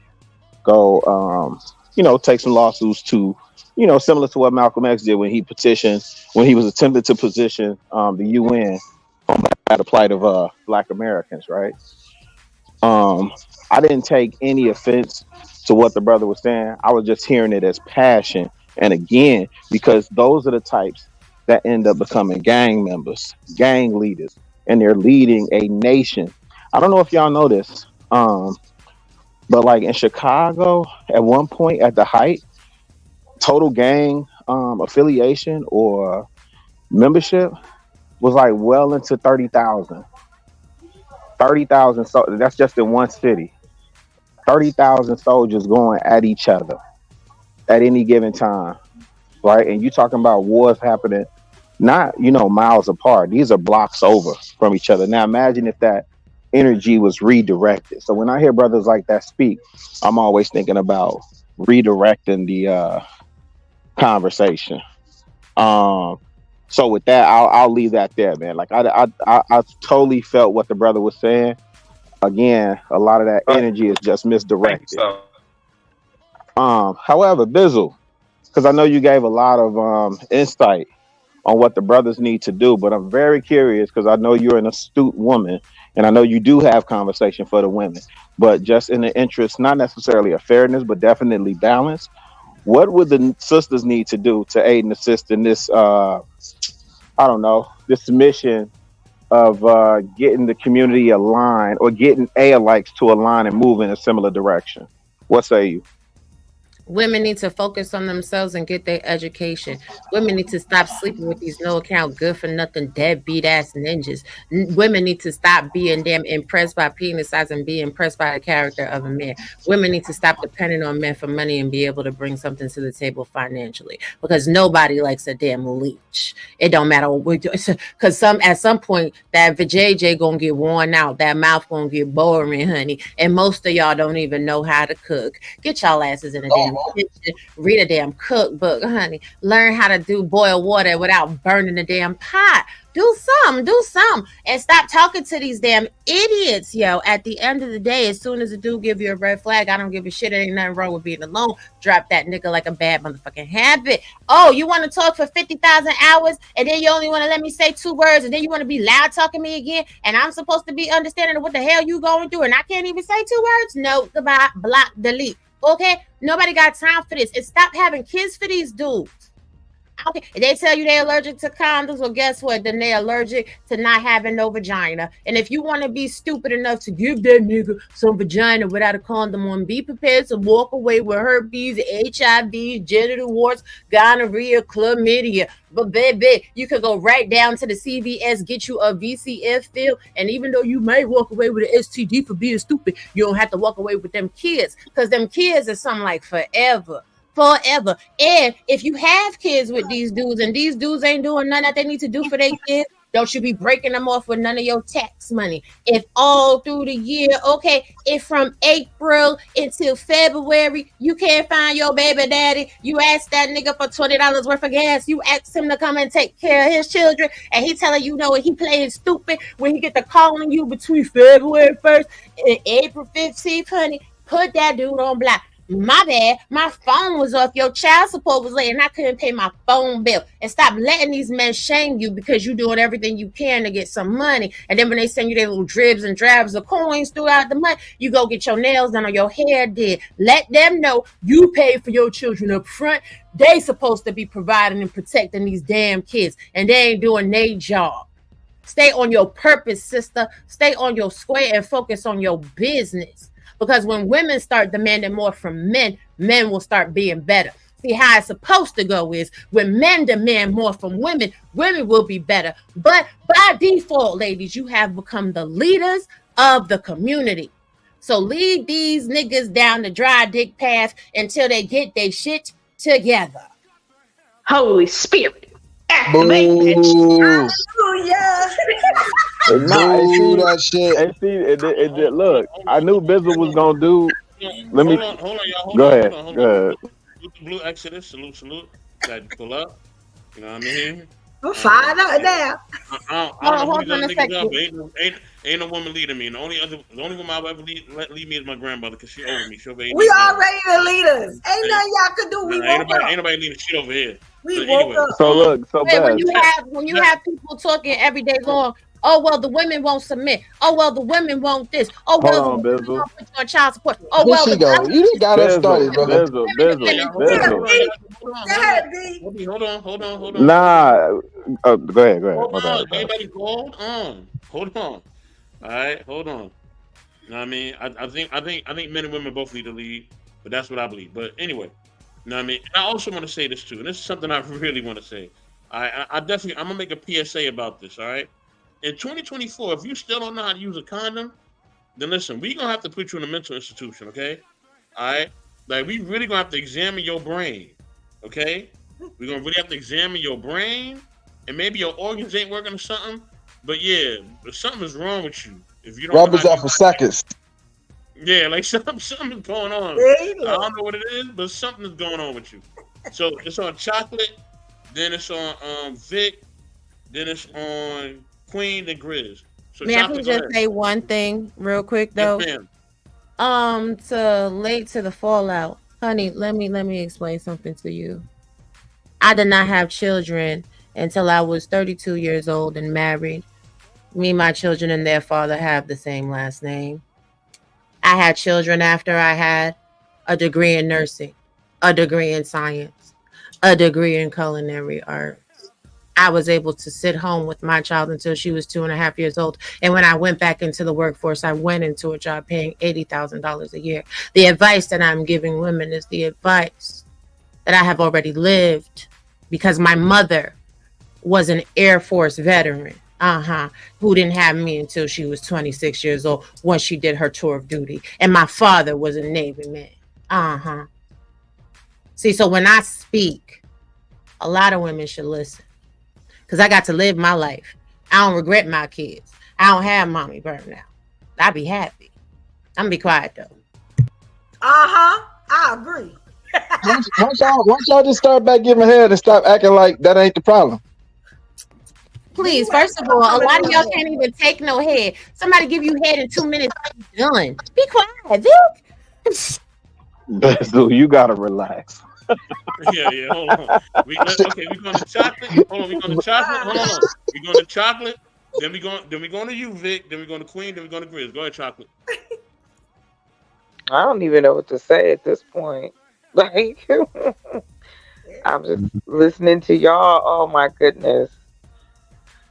I'll make it short. I think bravado is something that keeps people in a perpetual state. Like, we actually do the same thing and expect something different. Like, just like you guys were talking about the condoms, right? It's 2024. People knew it in 2023, since the 90s. That's been up, right? But people still have unprotected sex. You're going to always have humans out here humaning. I made that up. Just like every other word. We follow traditions. We are cultural-fied. We have biases and desires and wants, and we find people who connect with us. That's all that happens. Some people's tribes change, some people's don't. The problem is we try to control that. And as we see now, the architect who put what our society is now together, it seems like it's so overwhelming that we don't see an actual positive in if we start to invest in our own communities. But it was designed that way for us not to do it. Because if we do, and we do it with how when things are important to us, that's an explosive situation. And even before this conversation, just a little earlier, when we were talking about the politics of it, simply put, if we don't become an economic chain, then we will never have voting power. But like I said, it's a lot of bravado. Who's ready to stick their hands in the dirt or on the computer or wherever you got to go to put the pieces together to have all of this, to actually see the positivity that we discuss when we talk about our community. And y'all got it. Thanks. You know what I think, Chocolate, from what you're saying briefly? Oh, my bad. Go ahead. I want to say something to her real quick when you're done. You gonna go after everybody else go. After everybody go, then I'm gonna let you rock. Vic, go ahead. It's on you. Then Queen and Grizz. Yeah. I don't know how brief I can make this, but to Rob, we can't beat the system from the inside.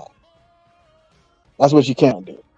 So when people say, "Well, we'll vote our way out of this bullshit," it sounds as crazy as me as that young man did, because it's all far fetched. First of all, if you can ever figure out what you could do, they'll just rewrite the rules. The game is not meant to be defeated. It's not designed that way. They'll burn this motherfucker down before you let you niggas take the wheel. So, with that understood, I don't think we have to be a bunch of officers like that. We kind of get that, which is why you sit on the public. They provide and tell war strategy that you actually plan to implement. And if you're just jacking off, getting your shit off, then why do it publicly? You know what I mean? Because you're not gonna handle any business. You just talking. You know what I mean? So I hope you got some views from that shit if that's what your intent was. But if you were sincere, which it sounded like he was sincere, it just sounded like he was emotional. I quite agree with Miss O'Shearn when she said, "What you say? You felt tears or smelt tears?" Like anybody who knows something about it, they don't even have to be the guy. They can see through that. That's pain. That's anger. That's rage. That's uncontrolled or unbridled emotion from someone who's not been trained how to channel that and utilize that energy. So it becomes self-destructive. What he actually said was not a cry or a plea for the black community, which is why I hate when we have these conversations and always refer, What about all the everything that's related to the black community? Sometimes it's just, he actually has a personal problem that he's blanketing under the guise of unity and slavery, and he's sourcing that as a contributing factor of his pain. But he hasn't been alive long enough to see Jim Crow, less more slavery. I think probably ain't seen Root to completion. So what the fuck is he so upset about? In reality, living in the most privileged generation that's ever been on earth, niggas or otherwise. So as far as I'm concerned, I don't really like to hear people frivolously talk about shit that they would never do. Life on the run in 2024. So what you actually saying is, if I'm dumb enough to do what I'm saying, I don't even got the heart enough to go do the time behind it, because I'm talking about life on the run like I'm finna live a whole entire life successfully on the run, watching people. Man, who the fuck do you think you is? Enemy of the state? No. Facts. But they have America's Most Wanted. There are people who get away. Not for life. So and they'll take your old ass to jail and let you do the rest of your time in that bitch. So at the end of the day, what I'm seeing is a untrained soldier, kamikaze at best. You say he's a crash test? Absolutely. Chicago, you want to respect that man? Guess what? Most of the OGs I know are scared to talk to the youth because they know they ready to crash out, and they ain't trying to hear nobody that ain't trying to tell them. Unless you got some advice on how to better crash out, they not trying to hear it, and they might crash on you just because they got a hair trigger on them. You understand what I'm saying? And then check the move. What's really going on, right? Military, some insight, like a bunch of training, whole bunch of training. You don't never put it in action. So everybody kind of got this little unwritten itch to get in what they call the shit. Say that they're a combat veteran, and say that they had some bullets fly over their head. That something, because all the people back home want to know. Hey, remember when you was talking all this shit about going to this place or doing that? Yeah, whatever happened to that? Hey, you said you're going to the Air Force, you fly planes. You said you're going to the Army. Did you shoot somebody yet? Motherfuckers want to know whatever happened to that. And it's just this itch that people get to fulfill. When they fulfill it, you actually get what you're seeing now. Documentaries of people who went to war 50 years ago, men still in tears, their brains tormented, they can't sleep. 60 years later, thinking about all the shit that they done had to see, the casualties. If all your value is to the people around you is your ability to be a martyr, then who am I to stop it? But I wrote a song a long time ago, and I'm gonna land with this. And I was in a similar energy. Said, I'll die for you, but would you fry for me? And when we go, who gonna cry for we? The point is, even if you had the nerve, the muster up to do what you said, what is the ultimate effect of what you did? You are not Nat Turner, brother. That is not what's going to happen. This is not the age. People are not unified. Our problems are not the same. We have no common ground. You're acting as an individual. If you're an individual, like, God bless your path, man, because it must be meant to be if he allowed it. I got it. All right. Let me just say this before I let Queen and Grizz go, right? Basically, what that young man was saying was that he just really don't. He's ready to ride for his. And most people can't be around me. I don't talk to most people because I'm a rider. If you ain't a rider, then you can't really be around me. Be honest with you. You know what I'm saying? So that's why a lot of time I'm isolate myself when I'm alone, because I go all out for mine, all out. You know what I mean? Dummy all out. You know what I mean? So that's just what I am. Maybe it's the Brooklyn in me. I don't know.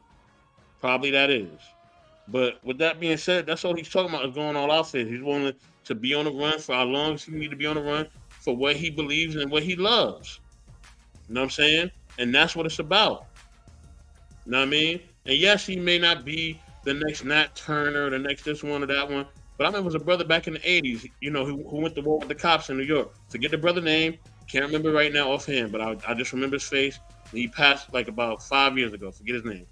But he went to war with the cops. He wasn't worried about the crack epidemic or who wasn't going to follow or whatever. He wasn't worried about none of that. Somebody did something to his and he was riding, and that was it. You know what I mean? And I just think that more of us need to be on that type of turn, but it's not for everybody. Like Chicago really says, it's a certain class of men or women who are willing to do that. You know what I mean? And for those who are in that class, salute to you. You know what I mean? For those who are not, salute to you as well. Queen, it's on you. Then Grizz, it's on you. I didn't see the video, but from what everybody's saying,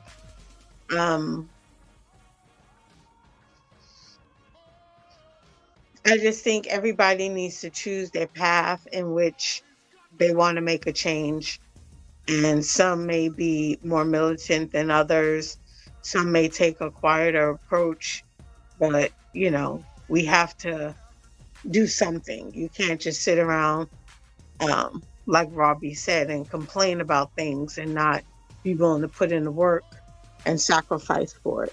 And a lot of our leaders, that's what they did. They marched, and yeah, we laugh at them now, but a lot of the change came because of the things that they did, and they were willing to sacrifice, being hosed, dogs sicked on you, and all kind of stuff, sitting at counters when they weren't supposed to. So I just think we got to do better. And you know, there are a lot of like-minded people out there. You know, you just got to find them.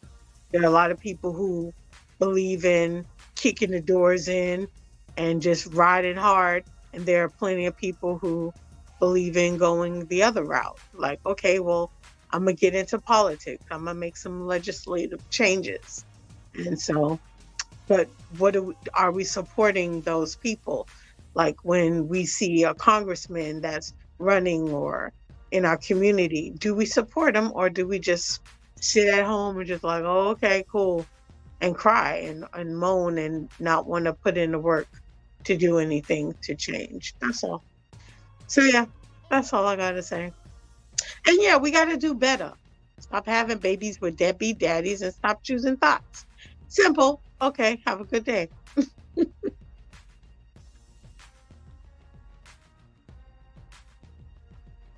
That I agree with you on some points of that. I think it also too goes back to what was being said earlier about we may not want to say it, but it's creating our own category. Hold on. Oh, I'm so sorry. You good? I'm going to Grizz. Then I'm going to you, Chocolate, right after. Oh, my bad, Grizz. Go ahead, Grizz. So I was gonna say, Habari Yajoni to everybody. Habari. So I heard what was said about the young man. Honestly, Habari Ghani. I was gonna say honestly, because I know I whine and complain about what's being done in the United States, and I wish I could do this, I wish I could do that. But honestly, in hindsight, just like what Queen said, I feel that so I'm a big dork, I'm a big nerd. So I'm gonna use Venom. I'm gonna use Venom as an example. It should be like a symbiote going into politics and just slowly taking over. I feel that we people, like, if we want change, we need to basically get into the government, start learning more about politics. I mean, I am learning about politics slowly, very slowly, because everything is just kind of crazy. Everything, but I'm a Marquis. don't feel like that's necessary. I feel like it like Killmonger. You know, I mean, you know, Killmonger did what he was smart. He was, Grizz, you having technical I issues. feel like, yeah. You hear me now? You go on like No, you Borgin, beloved. You Borgin. Huh? Mic Okay, check, you mic check. Can you hear me? Go ahead. Go ahead. Okay. But yeah, actually, you know what? Okay. Yeah, he probably come right back. The phone went off on him. Did you have another video or anything, Miss? No, I'm done. I'm done. So You done? chocolate, Okay. it's on you. The evolution close us out, and then I'll make my last. Well, I'm gonna go chocolate, Vic, then evolution, then me, and then we going home. All right. Well, like always, much love to everybody. I'll say this. I think that the last clip that I saw, I know I missed the one about Dick Gregory, but I'm aware of his stance on life, his perspective. You know, we talk about these things as if change is unable to happen. We talk about it as if nothing can be done. And that's not true. And we have people that's out here on the ground doing what they can do. But for us to wait around for us to all be unified, there's only so much room at the table. And if you a dunce, you're not going to get to sit there. If you want some bull, you're not going to get to sit there. That's true. That we talk about vetting and all that kind of stuff. The mindset is this.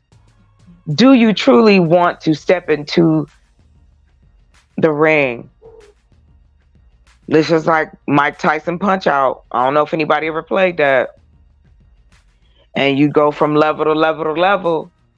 And that the perseverance of you wanting to finish that game, the perseverance of getting to the place where you see Mike Tyson, that is what we have to become. Addicted to that we want to see things be different and created different on the outside. So I hope one day we can have that conversation too. So thank you, like always. Y'all have many, many blessings. Good night. Definitely, Chocolate. Thank you, family. Definitely. I'll definitely be contacting you soon. I know we got to do some business stuff. Vic, it's on you, bro. Go ahead, man. Yo, I ain't gonna take long. I just want to say peace to everybody who came through. Appreciate y'all supporting the soapbox and my sister Evolution. And I'm always glad that these conversations are being had, even if I'm not an active part of them. I'm an active and avid watcher of the platform. I'm gonna just say this and then I'm out. Now y'all might think I'm playing, but I'm sincere. Head is the answer. It really is. Women have a problem with passport bros. That shit done. That shit done. Keeping families together. Problem solved. Violence in the community. Let me tell you the number one problem with young men. They're full of testosterone.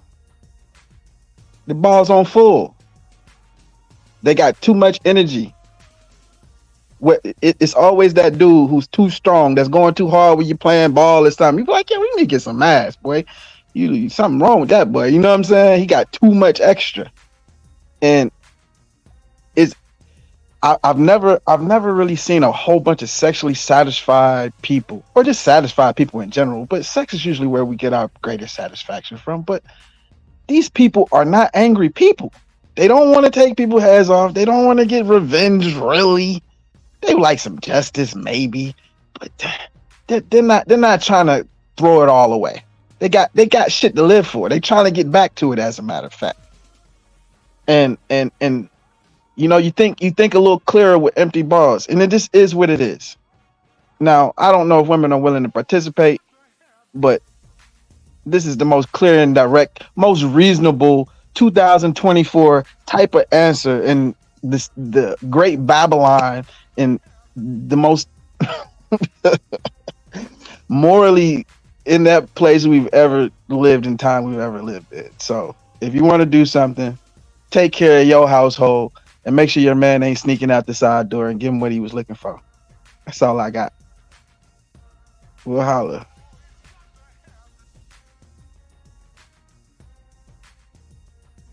Oh, y'all silent after that one? Nah, I'm gonna go ahead. I'm gonna get a couple things done before it's too late. So I'm gonna go ahead and get my piece and roll too. Respect to everybody. Thank you for everybody coming up and everything. Definitely on that part. I will say I learned a lot today, and that's something I like. I don't know. I'm just one of them people. I get real giddy and excited when I learn things I didn't know. But when somebody gives me another angle to view something, and I can sit on that for a while, I love that shit. It really keeps my blood flowing. I would say, one, I didn't get a chance when Chocolate was up here. If she's still listening, when she was talking earlier about how, things being able to change and how the community works. I forgot what she said specifically, but I know what I wrote down. What I've noticed with us is, and I'll keep this brief, it's like the old saying, too many chiefs, not enough Indians. You know what I believe we have the biggest problem with really getting anything going? Because don't nobody want to hear nothing from nobody. Everybody's the boss. Nobody in any form of fashion even want to look like they might be a worker. What is wrong with the worker? And then it even goes deeper to, the only way there is to have a chief is because there are Indians. Meaning, you only have that rank when your rank is something that can be separated from others. If everybody's a boss, you're not a boss. The only reason why we know it's daytime is because there's something called night. And if it wasn't for nighttime, would it really be called day? If you get where I'm at. So the whole idea behind thinking, see, this is the problem when we got, no. Why are you still working?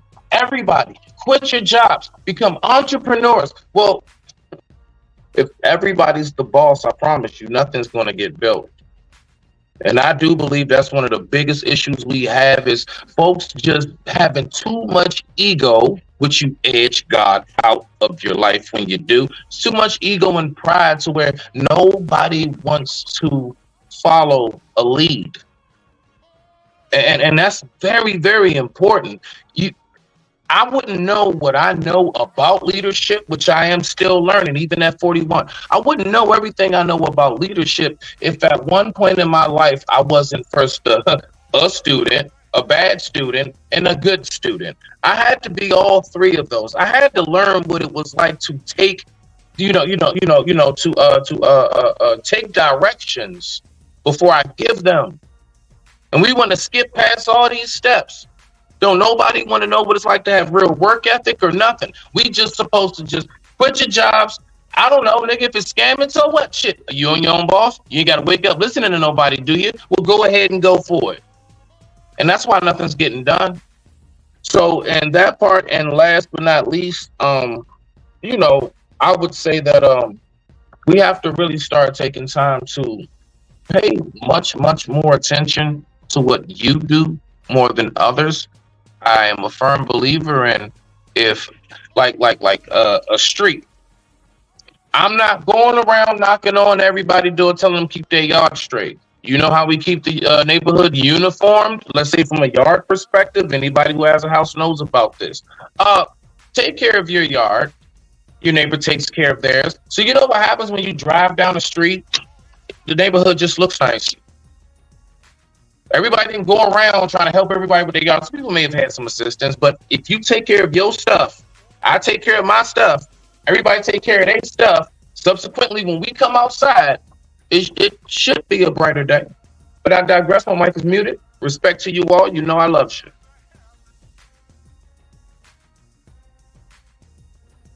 All right, I respect it. Yeah, I think it was a great show. I really think, I learned a couple of things too. I agree with a lot. I disagree with some. I think this show had a little bit of everything. I enjoyed it. I definitely enjoyed it. Anybody else want to go before we wrap it up? All right, let me go real quick, and then Okay. we going to bed. Queen, were you going to say something or not? You can go before me. No. You up? Because once I share, I'm closing it. Okay, cool. Oh, you the door? Okay. I gotta get in the house now. Okay. He gonna lock me out. No, I just want to say that I just think it's important for us to, you know, just try to make a change. There's little things, like like life is hard. Life is life and for everybody, whatever you're going through, and just make a decision to do something better to promote your community, your ethnicity, whatever it is. Just try to make a decision to do something that's sparking a change. Even if it's not you who does the change, you can spark it in someone else. Just try to inspire someone. And I don't think we just do that enough. Like what Smitty said about the yard, but also, hey, if there's, even in that scenario, if go help somebody in their yard. Okay, I help my yard. You need some help in your yard. There's nothing wrong with that. We got to get back to this neighborhood community mentality, and it's not always going to be, oh, I got 50 blocks that's with me. You may have just 3 houses. Hey, you need some? You good? What you got? Okay, cool, whatever. Borrow sugar from somebody. I mean, you can't do that because people crazy these days. But when you have a community, you can do that. You know what I mean? That's all I'm gonna say. Evolution, like the t-shirt, love the hair. Think big. I love it. And I keep saying you broke the mold. God broke the mold when he made you. Okay, good night. Thank you, Queen. Thank you so much. That was beautiful. I love that. Man, thank everybody for chiming in. Salute to everybody. All right. Much love to y'all. You know what I'm saying? I'm just going to say it like this. For those who are riders, ride on. All right. You know what I mean? If you're not a rider, then do what you got to do. All right. It's all good. I want to thank everybody for coming up. I want to thank Chicago Rilla, Roy B. Privilege. You know what I'm saying? Lola, Vic, Smitty, Grizz, Queen. Everybody. Yeah, so many people there. Who else came up? Evolution. Hey, I forgot. Lola came up. We got so many people. Grizz came up. Grizz, yeah. Ruby came up. Ruby Doll, yep. That was Chocolate. the last one. Ruby Doll, yep. And Chocolate, yep. That was it. That was There it. was so many people here tonight. Thank y'all all for coming up and showing love, man. I appreciate all y'all. Thank you for showing us love, man. It's Intellectual Evolution Era, episode 21. We got 21 of them things. Yeah. All right. We like that, man. We like 21. We a savage. You feel me? Holla at us. You know what I'm saying? With that being said, Brooklyn all day. We are out. You know what I mean? And yes, next month you'll be seeing us again, and we're gonna be bringing that fire. With that being said, we are out. Later, y'all.